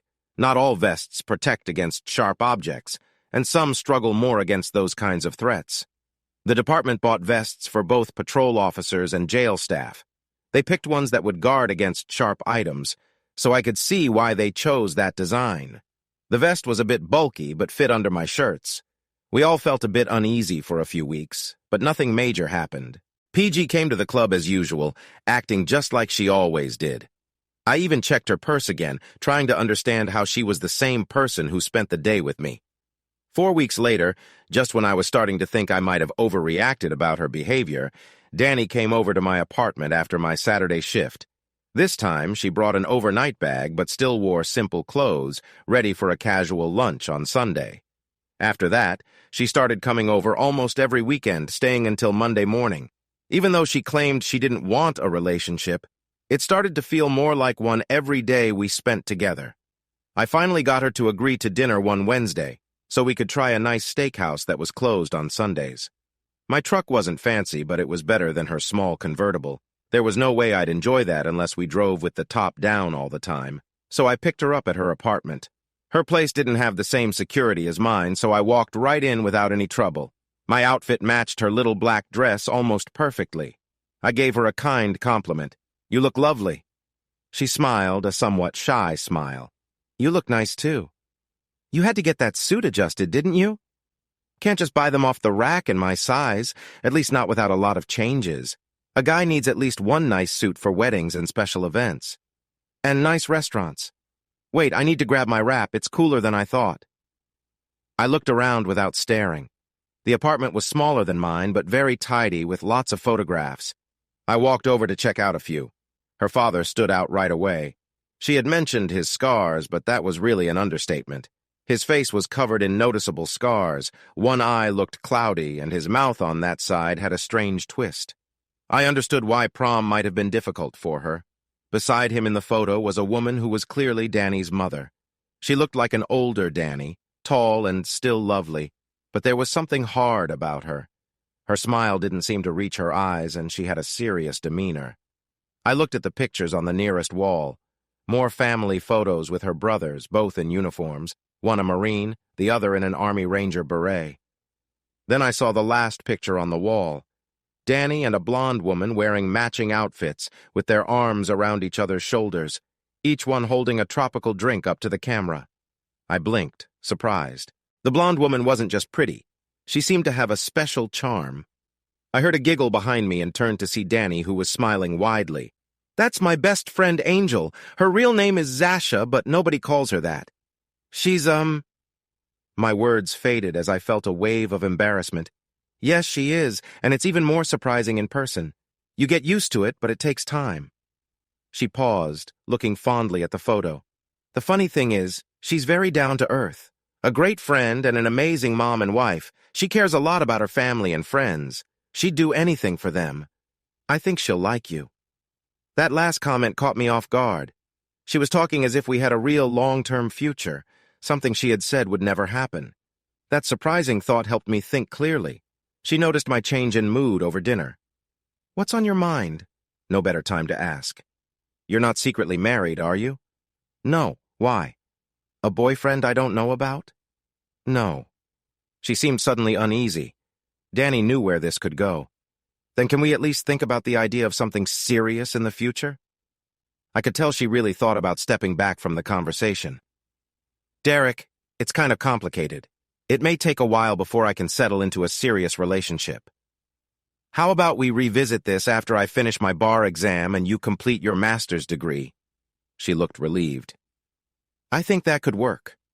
So, without much fuss, Danny agreed to the idea of being in a committed relationship. She started coming over after my Friday shifts too, but she danced the same way as always.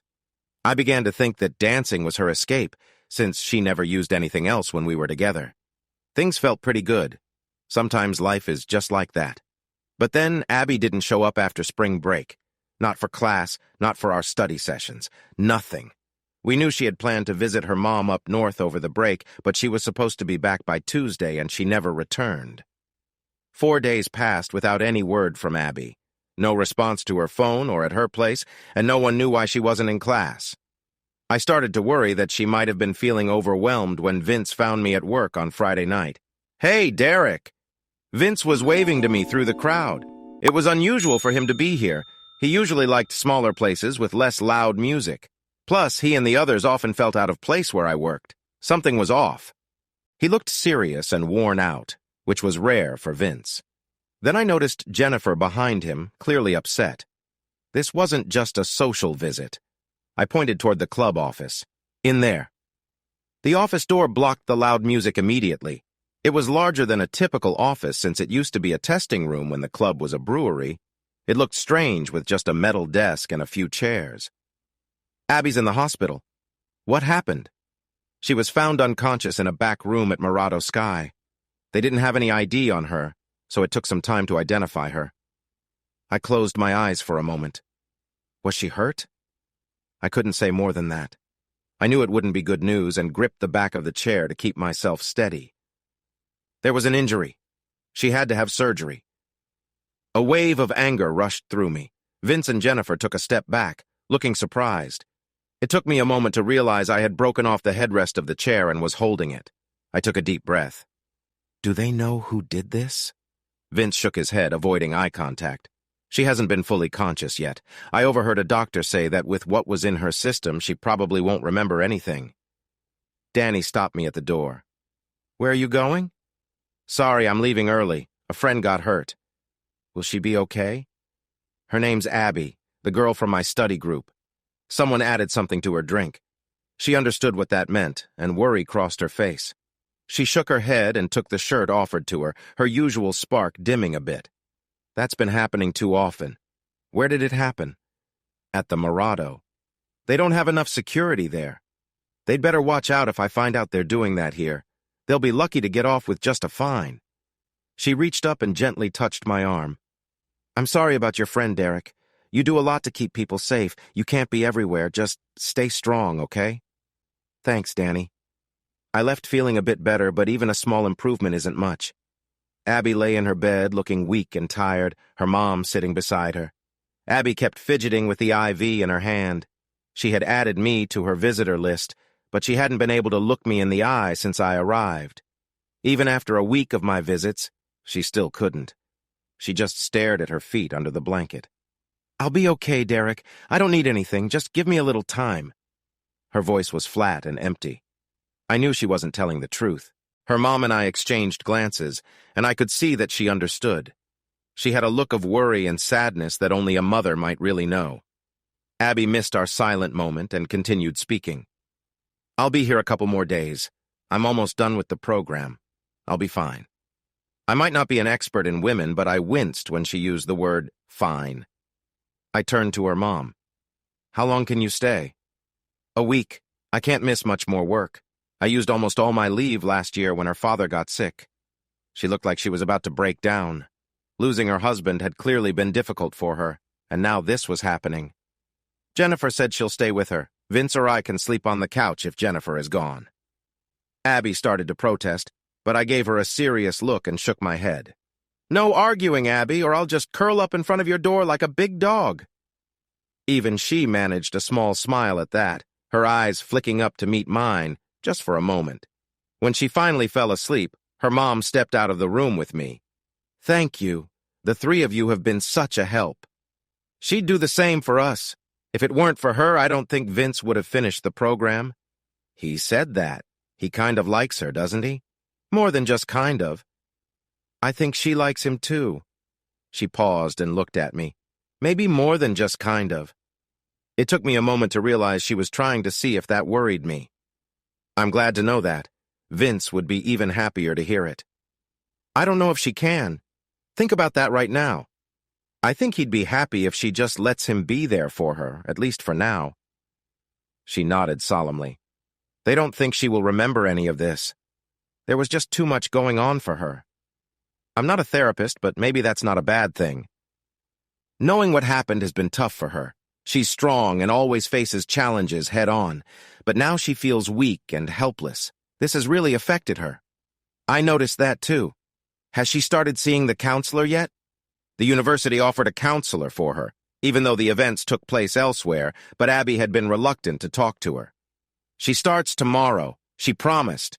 The woman from that special investigator's office convinced her yesterday. Is she from the city police? I don't think so. She came in right after you left. She said she was with a state task force.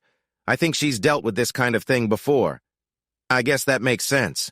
She looked down at the floor for a moment. Abby is a bit worried about you, Derek. Why would she worry about me? She thinks you might want to find those responsible. I thought I was keeping that to myself better. I don't know who they are. That wasn't true. The network of bouncers and club security had figured it out, but it was going to be tricky. Derek, I'm not blind, and I don't know you as well as Abby does. You're going to keep searching until you find them. I tried to act relaxed, but it didn't feel right. No one should treat my friends like this, but I'll try to let the police handle it. She looked at me closely.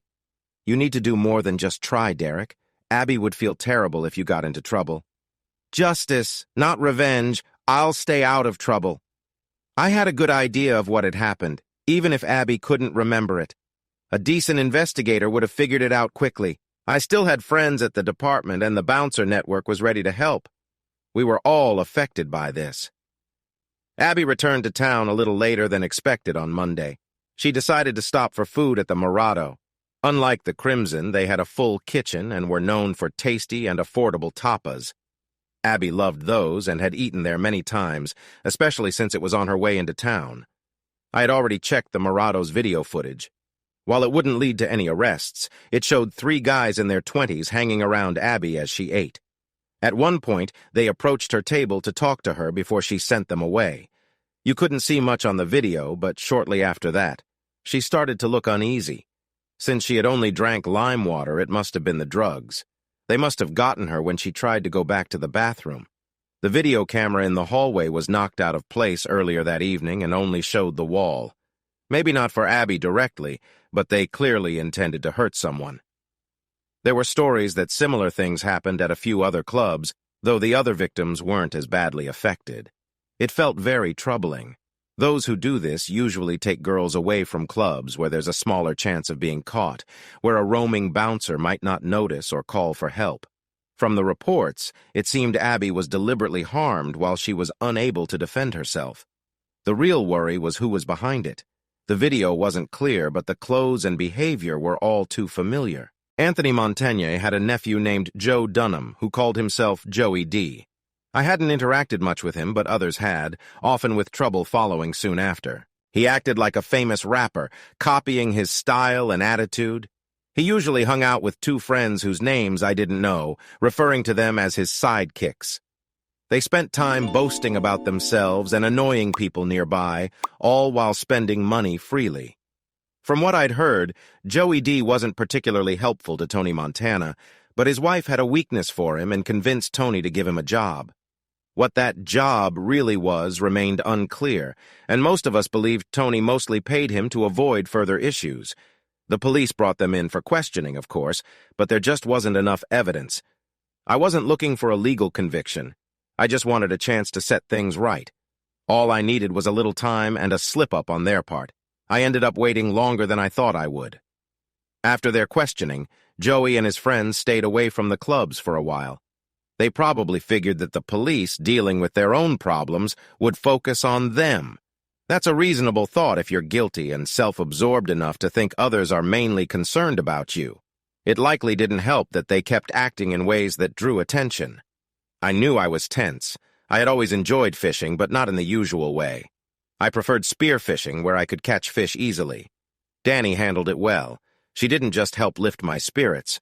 She also invited me out to dinner one Tuesday after I picked her up from the dance studio where she taught. That was a bit different, since between my classes, her classes, and the dance classes she taught, we hardly saw each other during the week. Mandy's Dancers and Dreamers was a lovely place on the 2nd floor, with high ceilings and plenty of windows. It was filled with many 5-year-old girls, all in groups, wearing pink leotards with purple sleeves, like a room full of flowers. The teachers, including Danny, wore matching leotards, purple with pink sleeves. They moved smoothly through their classes, making gentle tips for improvement. Danny gave me a small smile as she took care of her students. A somewhat busy-looking woman in her 40s approached me and stopped nearby. "Wow, she said you were tall." She looked me over. "I can see why Danny didn't want you coming during the daytime. All those active parents in the aerobic and dance classes, you would have had quite a challenge. I'm Amanda, by the way." "Derek, nice to meet you. You're about 15 minutes early. You can wait here or in the parent waiting area." She pointed to a doorway next to a mirrored wall. "We keep parents there so they can watch through the one-way mirror without distracting the kids." I decided to lean against the wall and watch. Danny's grace stood out as she guided her little students through their steps. I found her movements fascinating. They were almost hypnotic. When the class ended, the instructors began directing their students into the parents' waiting area, checking off each child's name as Amanda handed them over. One of Danny's young dancers stepped away from the line and stared up at me. "Are you a giant? Like Shrek?" Danny came over.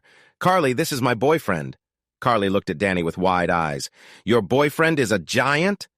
I couldn't help but laugh while Danny tried to explain to the curious girl that I wasn't a giant. I bent down.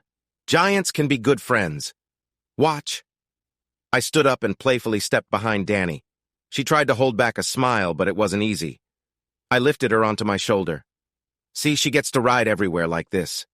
Carly's face lit up with joy, and she thought that maybe giant friends weren't so bad after all.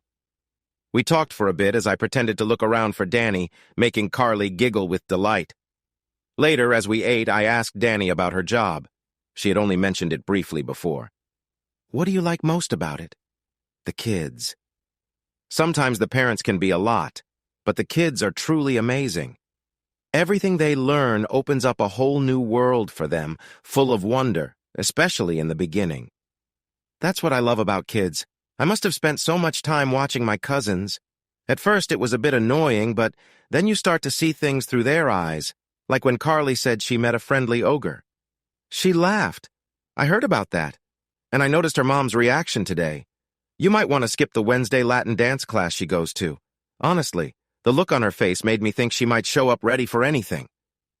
I paused, feeling her protectiveness was sweet. She took my silence the wrong way. Eiger means ogre in German. It's also a mountain in Switzerland. I know that. I was just thinking about how great you are with the kids. You will be a wonderful mom one day. She looked down at her plate for a moment. I'd like that. One day. I want to be as strong as my mom and as kind as Angel. If you're any sign, your mom did an amazing job. She really did. I was too young to remember much, but when my dad got hurt and left the army, we all came back together when I was about 4. They never remarried. Mom said they didn't need a piece of paper. Dad's old friends like to call her X as a joke. That seems a bit harsh. She doesn't mind. It's just their way of saying you're part of the group. Similar to my old team. After dinner, instead of going home, Danny decided to stay the night. She left early to go back to her apartment. It was the first time she had spent a weeknight here, and I found myself imagining what it would be like to wake up next to her every morning. Even with my classes and papers, Danny filled my thoughts. I almost forgot about the 3 people I was keeping an eye on. Almost. Eventually, my focus returned to them. I had seen them arrive and watched their actions for almost an hour. They were quite lively, but soon they chose a target. Syl was the first to notice. She had a talent for sensing trouble. Years of helping friends had sharpened her instincts, and she couldn't stand those who took advantage of others. I never quite understood why it felt so personal for her. She never shared the reasons. She motioned for me to come over, looking serious. "I think those people might be trouble. That blonde over there doesn't seem quite right. She hasn't had much to drink." I watched them for a moment, trying to seem uninterested. "It could be. They're definitely focused on her. You tell Nick, keep an eye on them. Don't let them take her away." Syl looked at me, her face serious. "Not yet. Something feels off. The one in the hat just went toward the back. He could have been in the restroom, but something felt off, like he was hiding something. I sensed they were planning something, similar to the event that happened at the Morado. Everyone who worked at the clubs knew that story. It was so strange that even the customers had heard about it. The Morado was struggling a lot, barely making enough money to stay open. Syl's voice was serious. She understood the importance of what she was saying. "There's nothing back there but restrooms, a storeroom, and a loading area. With how busy we are, the restrooms are often in use." I tried to sound relaxed, just having a chat, but I wasn't sure how my 3 friends would take it. "Syl, I need to move around a bit. We need to catch these guys in the act. If I don't keep moving, they might see me. Let me know when they make their move." "Got it." She paused. "I can hold them off for a minute or 2 before I send Nick and Ron after you, but that's all I can do. They deserve whatever you have planned." I looked down. Her eyes were shining with unshed tears. "The police can handle them, but they'll need help first." Her breath hitched for a moment. Then anger tinged her voice. Just make sure they remember it. I will. Less than 5 minutes later, Sil caught my eye and gestured for me to look to the back, where I saw Joey D leading the unsteady girl away. Getting across the packed dance floor took longer than I wanted, and of course, I bumped into Cassie. It took me a while to navigate away from her, and I had to push through the crowd with urgency. That cost me precious time. I was worried about the blonde girl, hoping I hadn't made a mistake. Anxiety grew as I feared I might not reach her in time. Sil must have sensed the urgency, as I saw her indicate for Ron and Nick to back me up just as I reached the doorway and turned down the hall. I didn't have much time. I knew Nick and Ron would soon follow and would catch up with me. The loud music of the club masked almost everything. It would provide perfect cover for what I was about to face with 3 individuals who meant harm. I kicked the door latch of the club's storage room, using the technique I'd learned at the police academy. I'm not exactly small, so that can be a challenge at times, but it also comes with its benefits. The door gave way with my first kick, bursting open and taking part of the frame with it. The sudden movement sent pain through my knee, but I had expected that. The knee isn't even real, so it seems unfair that it can hurt like that, but it does, even with the brace. I pushed through that door with every intention of confronting the 3 men and stopping them. I was met with a messy room. The blonde girl Sylvia was worried about was slumped in a corner, still dressed but completely unconscious and appearing safe, gently snoring. Joey and his 2 friends were not so fortunate. They were hurt and struggling to breathe. Joey's eyes were open but rolled back, showing only the whites. Nick rushed through the door with Ron close behind. "Wow, Derek, how did you—" He paused. "You didn't do this yourself. What happened?" I raised my hands in confusion. "Nick, you need to call the police." I glanced around. "And get some ambulances, too." Once we figured things out, Nick came over. "I saw you turn that corner. We were less than 30 seconds behind you." I lost sight of them for maybe 3 or 4 minutes at most. I lost track of Joey and the girl earlier. No one came past me from the loading dock either. When the police and ambulances arrived, Nick and I got a chance to talk. The paramedic is listing injuries like it's a serious incident. Broken bones, a concussion, and serious internal issues. One of them covered the camera in the hallway with black paint, so I have no footage. The camera was already dark, so unless someone looked closely, they'd never notice the paint. What about the loading dock? The person who did this might have escaped through there. Nick frowned. That camera hasn't worked right in a month. It's useless. I think the whole loading dock system needs fixing. All the other alarms and cameras work. Entry, main floor, upper deck, office, restroom, hallway, just not the loading dock area.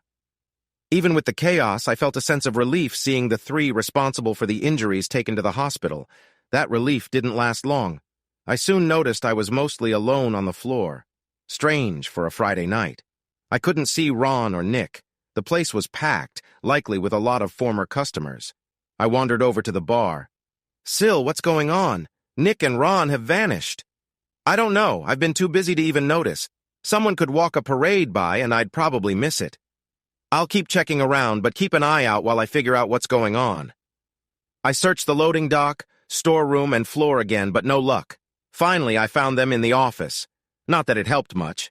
The first thing I saw was a weapon pointed at me. It looked like a type of handgun, but I wasn't paying much attention.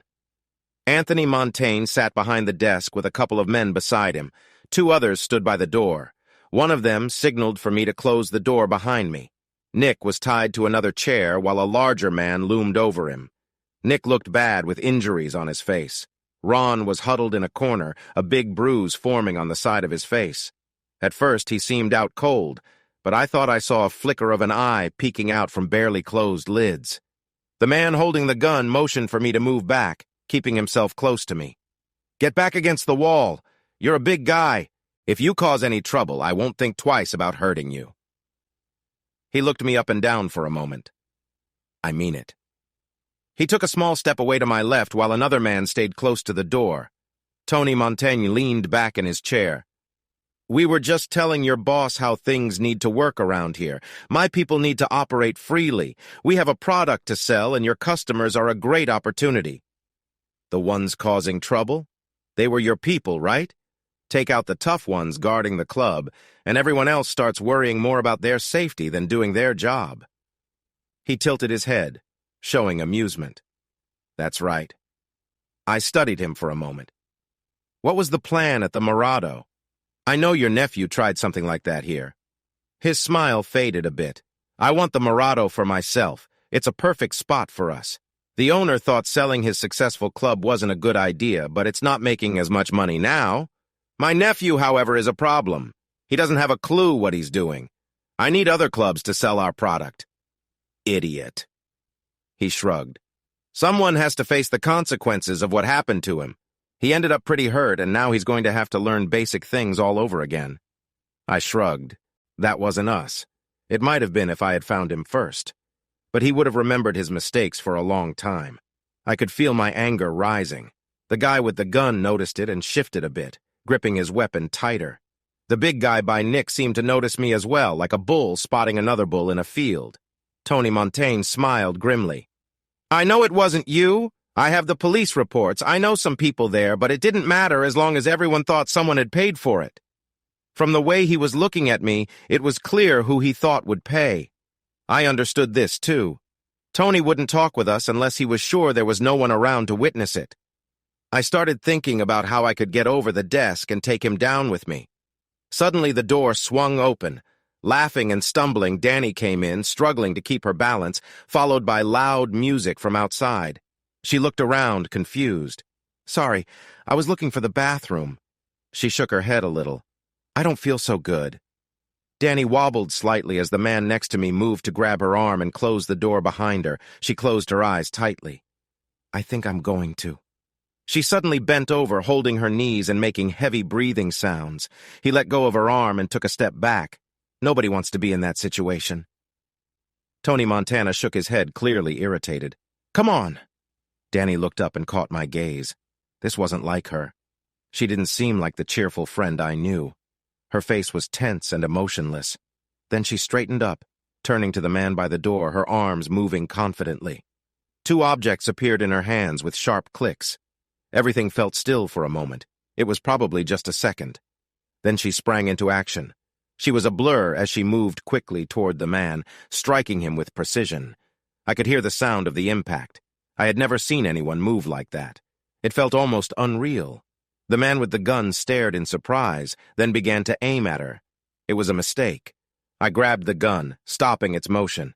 I adjusted his arm in a way it wasn't meant to go. I silenced his protests as I took control, pulling the gun from his grip. Just then, I saw Danny spring towards another opponent, the man she had just hit, falling to the ground. The bigger guy near Nick was trying to shake off Ron, who had latched onto his leg and wouldn't let go. Tony was pushing back in his chair, trying to pull away while one of his men moved to stop Danny and the other began to react. Danny moved with purpose toward her next target. He didn't stand a chance. She struck quickly and firmly, her movements unyielding, while the other man raised his weapon in panic, forgetting everyone else around him. I still had the gun I'd taken, but I was holding it by the barrel, knowing there was no way I could use it before he could reach her. I did the only thing I could. I dove between them, trying to protect her with my body. Even as the impacts hit my back, I caught Danny by the waist and pushed her away from the danger. She landed lightly, rolling back to her feet with amazing grace. As if she had planned the whole thing, she quickly swung one of the rods toward the attacker. It made a quick sound before hitting him on the side of the head, making him fall down. The worried look on her face changed when she turned to me and turned into a cheerful smile as she saw me getting up and moving toward her. She began to speak, but her words were interrupted when the office desk collided with us. It hit us hard, pushing us against the wall. I lost hold of the rod, and I heard it slip away on the floor. I took a moment to gather myself. I grabbed the edge of the desk, planted my leg under it, and lifted. Danny was slumped against the wall, her nose bleeding and looking weak. She was trying to open her eyes but was struggling to focus. The big man finally broke free from Ron. He seemed to realize that facing both Danny and me was not the best idea and decided to act more aggressively. He walked slowly toward us while Tony watched confidently. I got to my feet while the big man waited, flexing his arms. He wanted to show off for his boss. As I stood up, I suddenly coughed and felt a sharp pain in my back. I noticed a small amount of blood on my hand. I understood my protective gear might not hold up much longer. I noticed the big man's anger growing as I stood firm. If he was smart, he would wait for my injuries to weaken me. But he seemed eager to impress Tony and rushed in. I stepped back as he charged, another cough almost taking me down. His first hit landed on my stomach, but it hardly compared to the pain of coughing. I managed to block the next punch aimed at my face. His surprise was clear. He thought I would bend over after the hit to my gut. That punch missed because of this. He probably wasn't used to facing someone my size, especially one who could handle themselves. I struck back with a quick hit to his head, then followed up with another punch, putting all my strength into it. I needed to end this fast before my injuries stopped me. He stumbled back, clearly shaken. Most martial arts don't suit guys like me, but boxing does. So does sumo. It's meant for big people. I grabbed onto him, holding his belt, and lifted him off the ground, turning and throwing him onto the desk in a simple lift-and-throw move. It's not a graceful move. It can be rough even on padded ground. The bigger the person, the harder the fall. For someone untrained, coming down onto a metal desk is painful. I turned toward Tony, expecting to see a weapon in his hand. But he stood still, hands raised. Danny was ready next to him, holding a rod in one hand and something else pointed at him. I paused, coughing. The corner of Danny's mouth turned down. She hit him, and he fell to the ground. "He looked like he was reaching for something," she said. I gave a weak laugh and spat on the ground. I thought the same thing. "Hey!" Nick turned toward us, one eye almost shut. "I know it's been a long night, but I'd rather not stay tied to this chair. We need to call for help." Danny, watching me, pulled a small knife from her boot and started to cut Nick free. He rubbed his wrist. "Derek, this is Danny Wolf." My vision started to fade, and a ringing started in my ears. He wasn't making much sense. "I know her name, Nick. We've talked before." "Derek, this is Special Agent Danny Wolf from the State Office of Special Investigations, Criminal Investigations, Narcotics Division." I stared at her. It made sense after what I'd just witnessed, but I was struggling to understand. She looked at me, worried. "I'm sorry, Derek. I began to say something, but I wasn't sure what. The blood loss and shock were wearing me down. I saw Danny rushing toward me as the darkness closed in around my vision. I spent almost 2 weeks in the hospital. I was lucky. Only one bullet got through my vest, and it was slowed down a lot by the protective gear. I had a few broken ribs and a minor lung injury. Danny came by often. She had a slightly broken arm and a mild concussion. She never stayed long and seemed unsure of what to say. She avoided every question I tried to ask. Nick said he was sorry for not keeping me updated. He had been brought in because he once worked for Danny's boss. She needed help at the club. He hid her gear in the restroom inside one of the dispensers. She would walk right past security and go straight to the bathroom. He also made sure the loading dock cameras and alarms were off so she could get in or out when needed. My mom wanted to fly out, but I convinced her not to with a promise to visit after I left the hospital. Ron was actually in worse shape than I was. His injuries might keep him in the hospital for months. On my last morning at the hospital, I woke up to a familiar face. A slender, older black woman with light green eyes sat in a chair beside my bed. I knew her gaze. "Good morning, Derek. You're Lieutenant Markham. I retired as commissioner a few years ago. Now I go by Belle Anderson.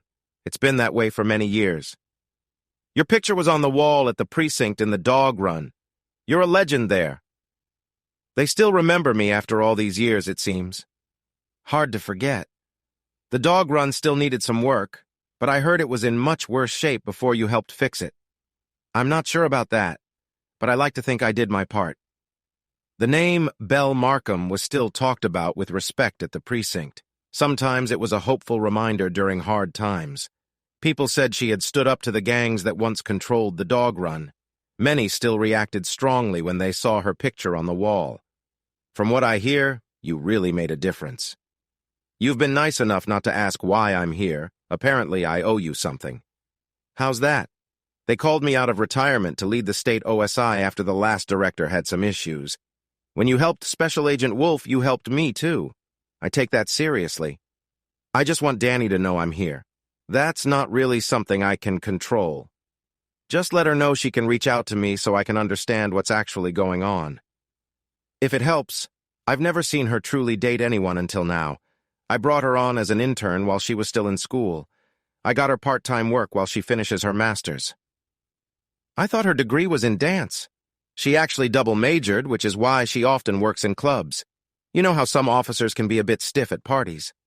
That definitely caught me off guard. She took a card from her handbag and wrote down a number. Here's the phone number for the operations officer. Come by next week and he'll set up a time for you to see Danny at work. She can answer your questions then. Anything else? Not unless you're ready to share if the rumors are true. What rumors? About how you managed to clean up the dog run and handle the gangs. I've heard people say you took care of Jack Church and the Chinaman. She sighed but smiled a little. It's been a long time, Derek. I can't quite remember what happened to them. She stood up. I just did my job. She started to walk out but stopped at the door without turning around. It was nice meeting you, Derek. I hope things work out for you and Danny.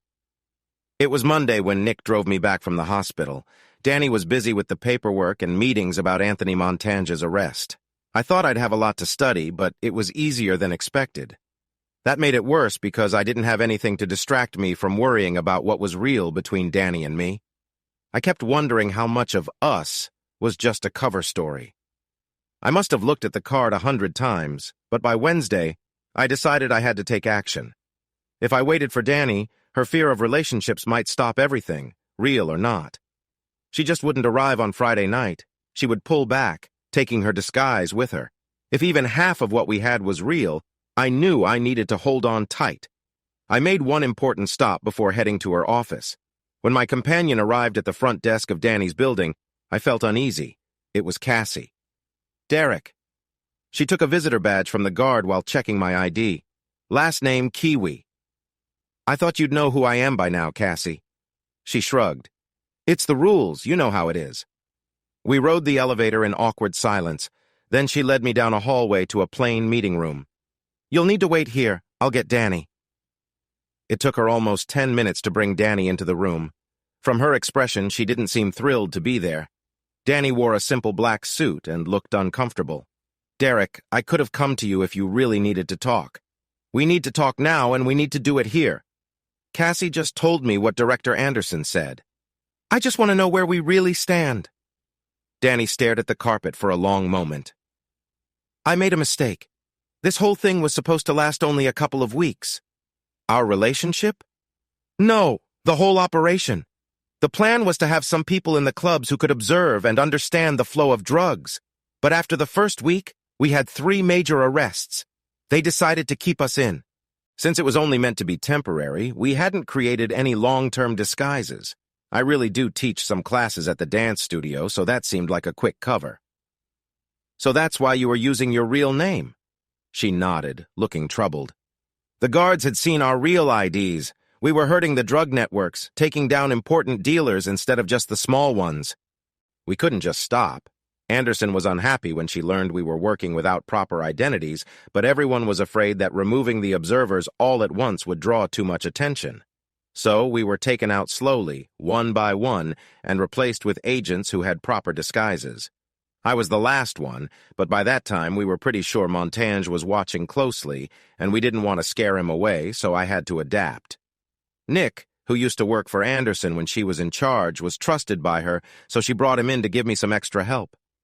Was that what I was? Just an adaptation? No. She looked uncertain now. I didn't know what it was at first. I was breaking a lot of rules. I told everyone it was just part of the plan. I said I was trying to improve my cover, but it wasn't really about that. So, what was it? It started off as just part of the cover, something that Party Girl would do. I needed to show that I was friendly, but I didn't want the trouble of connecting with someone who might take it too seriously. So, I started talking to the one person I knew would understand. I felt safe. She smiled thoughtfully. Yeah, but in the end, I wasn't. You seemed easygoing for a long time. Over time, I started to look forward to seeing you. It grew from there. It was only when someone tried to hurt you that I realized how much I cared. I tried to convince myself not to step in, but you know how that ended. I needed a moment to digest that, so I switched topics. What was that thing with the ASP batons? I've never seen anything like it. Eskrima. I've been studying it for a while. My dad taught it to me. I've never seen anyone take down another person so quickly except once. You were the one who handled Joey D and his friends. She nodded, looking down at her hands. You were too obvious and upset. You would have made a scene and everyone would have noticed. Abby was really worried about you. She looked at me sadly. I couldn't let you put your future at risk. Abby?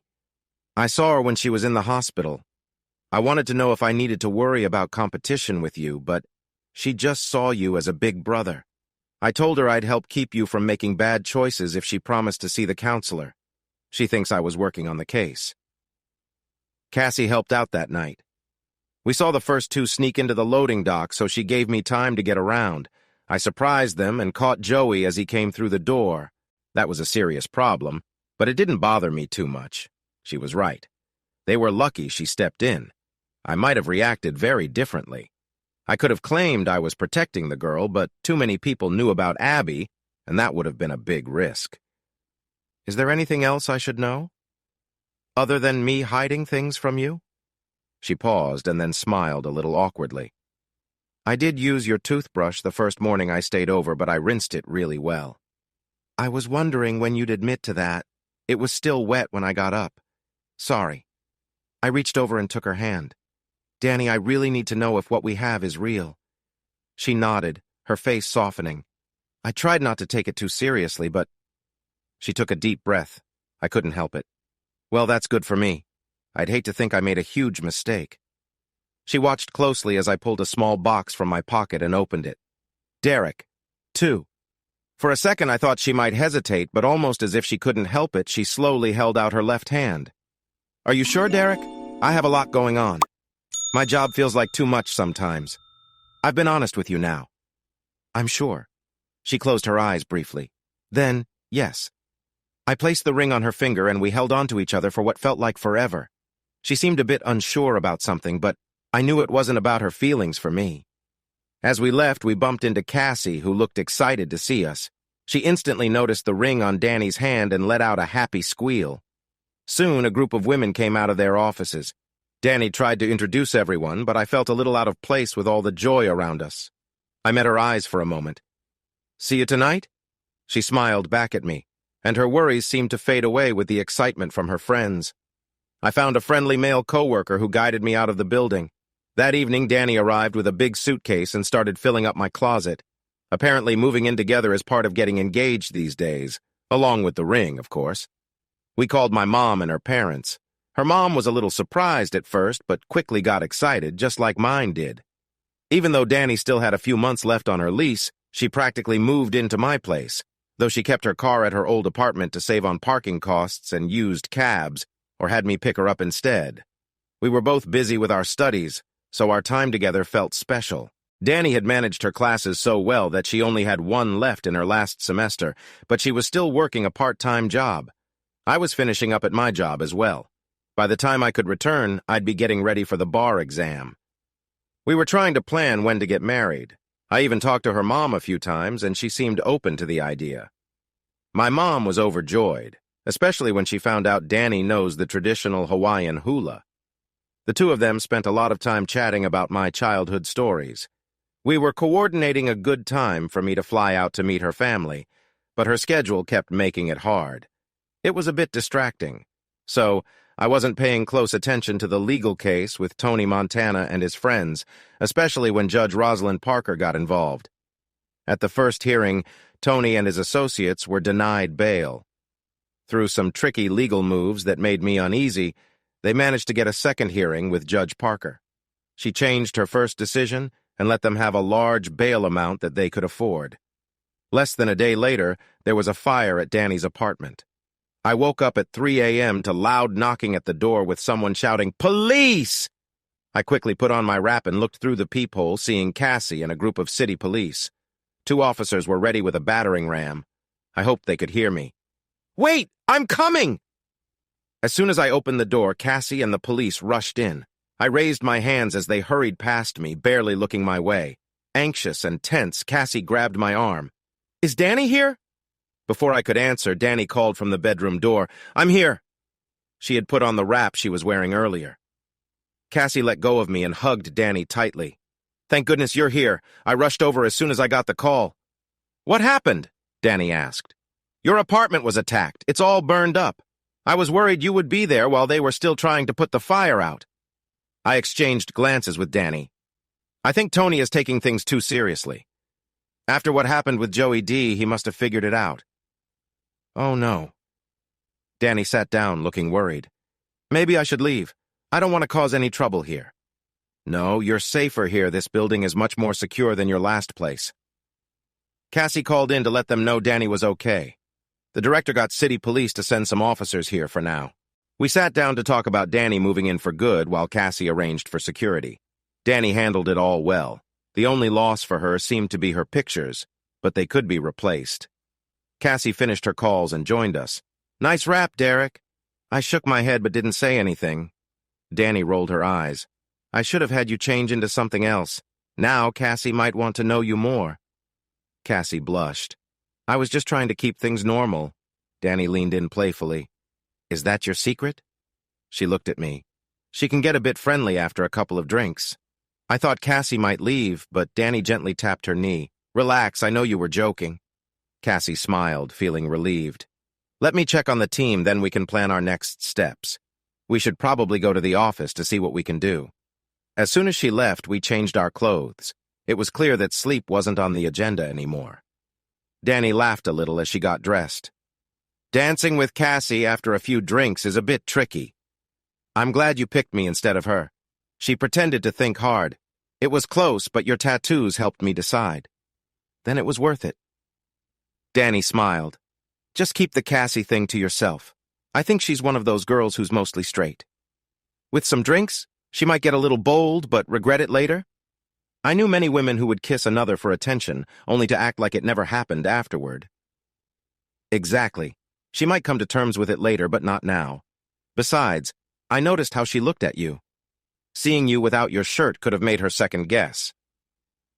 We spent most of the day at the state OSI office while they sorted out their next steps. Many of Tony Montana's friends seemed to be at the Mark Social Club, which had changed from a small hotel to a place with apartments and a meeting room. Because of his reputation, there was always security, making it hard to secretly record anything.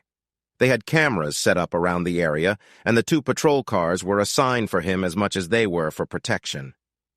Danny called her mom to let her know she was safe with me.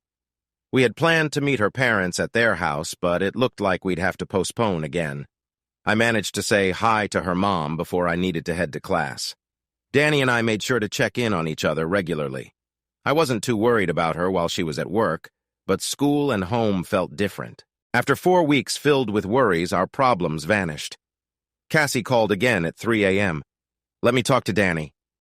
I turned over and lightly nudged Danny, knowing she was awake but hoping for a little more quiet. Sometimes my mom would call. She never fully understood the time zone differences. Hey babe, it's Cassie.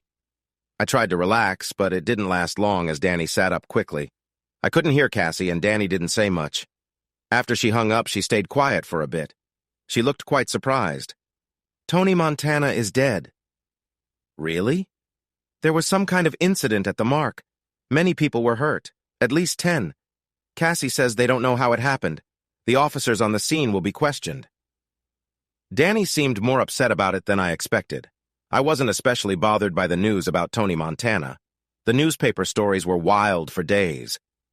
Incident at the Mark, 14 hurt in club attack, were just a few of the milder headlines. The investigation team even looked into me and Danny. Thanks to the cameras and police presence, our stories lined up. I asked Kelly to keep me posted on anything related to the incident just to avoid any surprises. She kept asking me when I was getting married. Danny seemed a bit different after what happened at the Mark. I believed she cared about me, but I couldn't get her to talk about when we would have the wedding. When I joked about running off to Vegas to get married, she looked genuinely worried. Our plans to visit her parents had to change, and it happened to fall during my final exams, so Danny chose to go alone this time. It made me uneasy, but I couldn't figure out why. On the second day she was away, Kelly sent me a message asking me to meet her after class. I met Kelly near the path that overlooked the water fountain. We leaned against the railing and watched the people passing by. What's going on, Kelly? Your message sounded serious. She looked around the quiet path. Derek, I trust you, but if this gets out, it could put us in a tough spot. I just want to keep you safe from any trouble. What kind of trouble? Nobody really knows. The DA, the State Office of Special Investigations, even the feds are worried about what happened at the Mark. What's so concerning? It sounds troubling, but maybe it's just some old issues with La M or someone Tony Montana had problems with. From what I hear, the DA wishes it was that simple. The evidence suggests something much worse. What do you mean? One shooter. Somehow they got into the building without being seen. Maybe it was through an old tunnel. The building is very old. No one has said anything officially, but details have come from forensics. Kelly's husband, John, worked in that department. She was taking a risk sharing this with me. One shooter was responsible for all of them. Every bullet came from one gun. They think the same person did it. At least that's what they believe. They're unsure about the two people found in the basement. Why not those two? They were attacked differently. One had a wound just under the skull and the other through the eye. Just one wound each and no signs of a struggle. She looked around. It gets worse. The guards on the ground floor were in different places, which makes it possible a silencer was used. There were 8 people in the meeting room and all were armed. Someone should have had a chance to fight back. None of them even had their weapons out. Each was shot twice in the chest, then in the head, and the headshots came after they had fallen. That's very concerning. It has to be someone with a lot of training. The way the knife wounds were made shows advanced skill. It's not something everyone knows how to do. The doctor said that level of precision is usually taught to elite military units. It was very specific, which suggests this person has experience. The idea is that the person who shot may have been in special operations before, maybe a skilled person hired from outside. Tony used to be part of the East Coast groups. He might have upset someone who really wants revenge. She shook her head. That doesn't make sense, Derek. Everything else suggests that someone wanted to send a strong warning. The East Coast groups usually work quietly. She took a brief pause. There's a rumor going around. It's just a friend of a friend story. Apparently, some people from motorcycle clubs showed up, sent by unknown sources to say that the clubs are off limits. Anyone who ignores that will face serious trouble. Motorcycle clubs often deal with moving illegal goods, so they have a lot of connections. Some of the motorcycle club people likely know who sent them. The rumor is that they don't want to reveal that information because they don't want to be targeted themselves. Did they explain why the clubs are off limits? They didn't give many details, just vague warnings. I think one or more of the clubs might be involved in money issues. You might be facing a tricky situation. I don't think so. Whoever it is made their point clear. The clubs are now off limits. Nobody wants to get involved. She looked around. Derek, it isn't just the 14 people at the Mark. That would be troubling enough, but at least 10 more of Tony's friends vanished that same day or the days that followed. Maybe even 30 in total. In just 3 days. This felt larger than just a targeted attack. Nothing in the news about the others.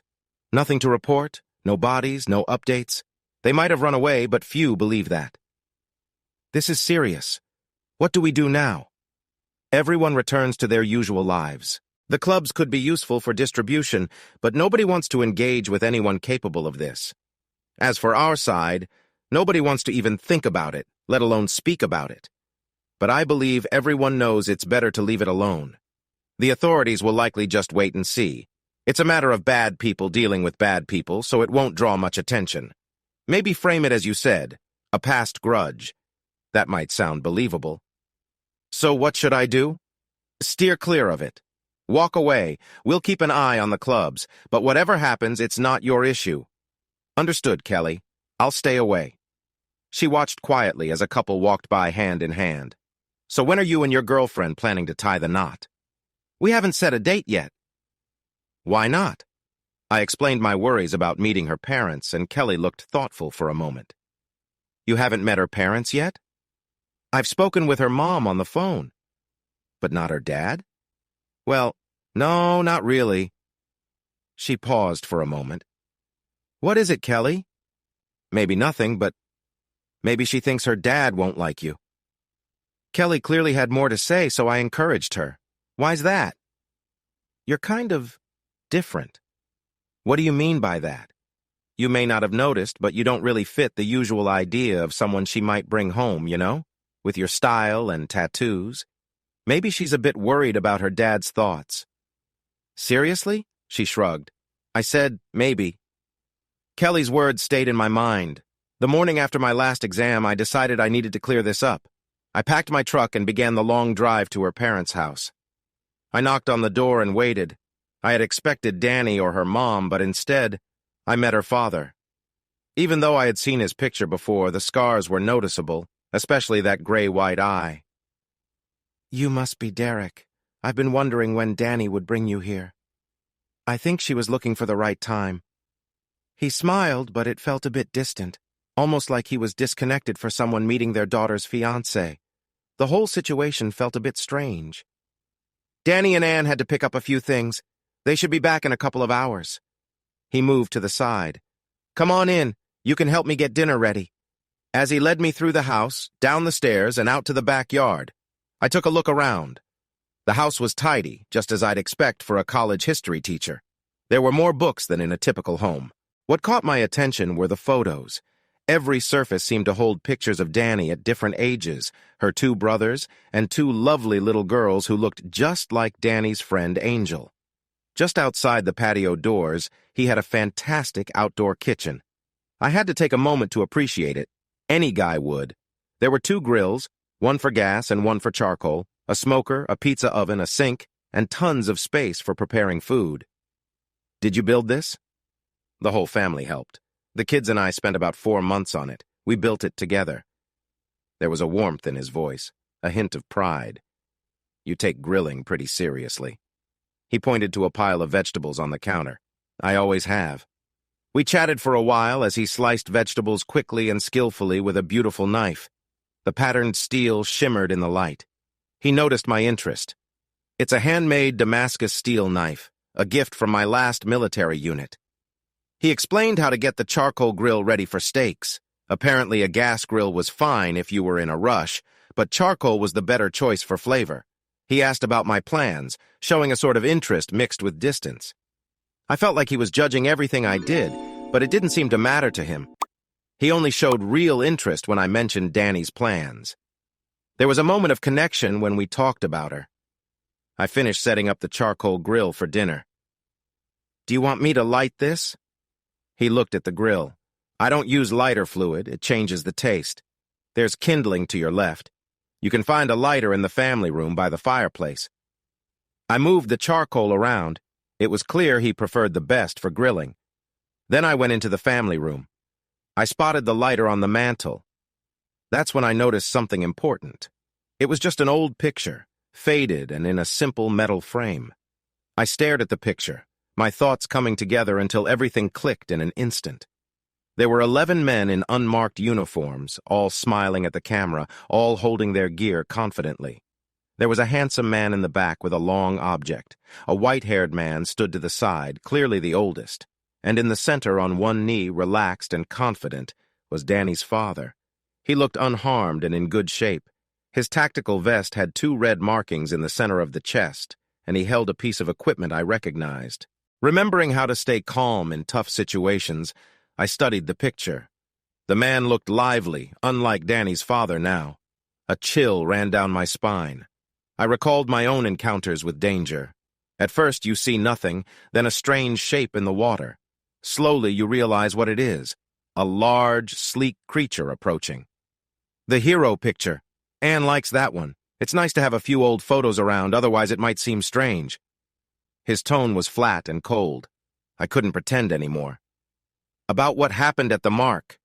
Danny means a lot to me. Whoever did this acted quickly. I've seen Danny in action. She must have learned that speed from you. I nodded toward the picture. One idea is that something was used to muffle the noise. Otherwise, the people upstairs would have heard the chaos on the first floor. Only silence came from him. I waited a moment and continued in a friendly tone. That seems logical. But what about the meeting room? 8 people in one room? Even with your speed, one of them should have noticed something. His cold response came. A person with specialized training and careful planning has a big advantage, especially if they cut the lights right before entering. If the people inside are not worried, it's because they know help is outside. But if the person causing trouble is quick enough, things can still go wrong. I thought about the strong feelings I had sensed in Danny's mother. I didn't need to guess who would have made things difficult in the basement while surrounded by still figures. I turned to face him slowly. He had stopped pretending. He stood still in the doorway, his cold eyes studying me with a blank stare. He seemed calm, almost like a statue. Danny had acted bravely at the club, but this was the real thing. A knife rested in his hand, the blade reflecting light in a way that seemed alive. It's interesting how old tales start to click. Mourning, half man, half shark, fearless and dangerous. He was thinking things over. He wasn't wondering if he could harm me. That was the easy part. He knew he could, and I felt the same.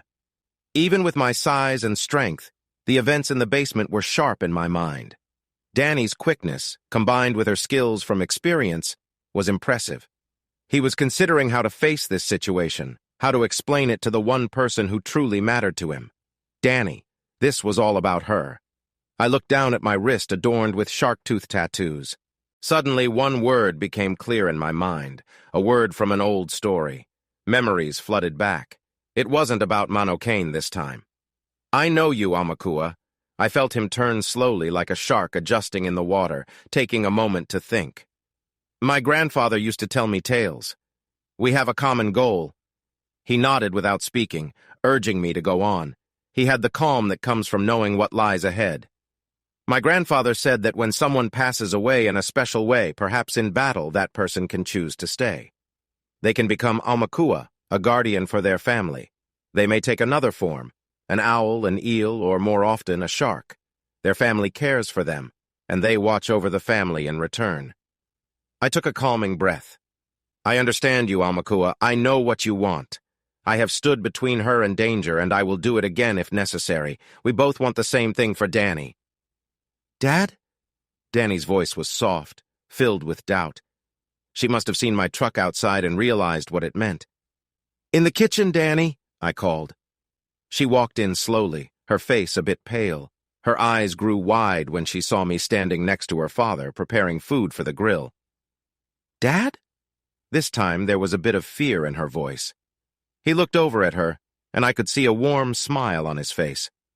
We were just getting everything ready for dinner and talking about when you might want to set a date for the wedding. Danny's eyes moved between us, filled with surprise and happiness. She rushed forward and hugged him tightly. I knew you'd like him. He smiled at her and gently ruffled her hair. He'll be just fine. We understand each other. He slowly let her go and walked down the stairs with a tray of food. Danny leaned against me. I'm sorry, I didn't know how to introduce you. That's okay, I get it. I really did. How do you explain someone's background? Many people wouldn't believe her. They wouldn't see that she was the daughter of, whatever he was. She had been looking for answers, trying to find a way for all of us, me, her, and her father. But there was only one clear path ahead of us. The real test was showing him I was worthy of what mattered most to him. Her voice was soft as she spoke. I know it's a little old-fashioned, but I want a big wedding. The white dress, both families, everything. I wanted it to be traditional, too.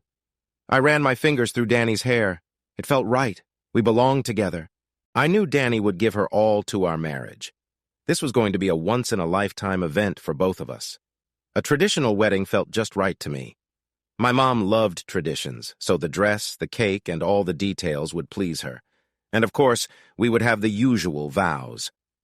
The missionaries to Hawaii had used a common wedding book. Everybody knows the classic words from that book. They end with, "Till death do us part." Hey listeners, if you enjoyed watching this video and want to stay updated with our latest content, don't forget to hit that subscribe button and turn on notifications. You won't want to miss out on what's coming next. Thanks for watching, and see you in the next video with Queen Cheating Tales.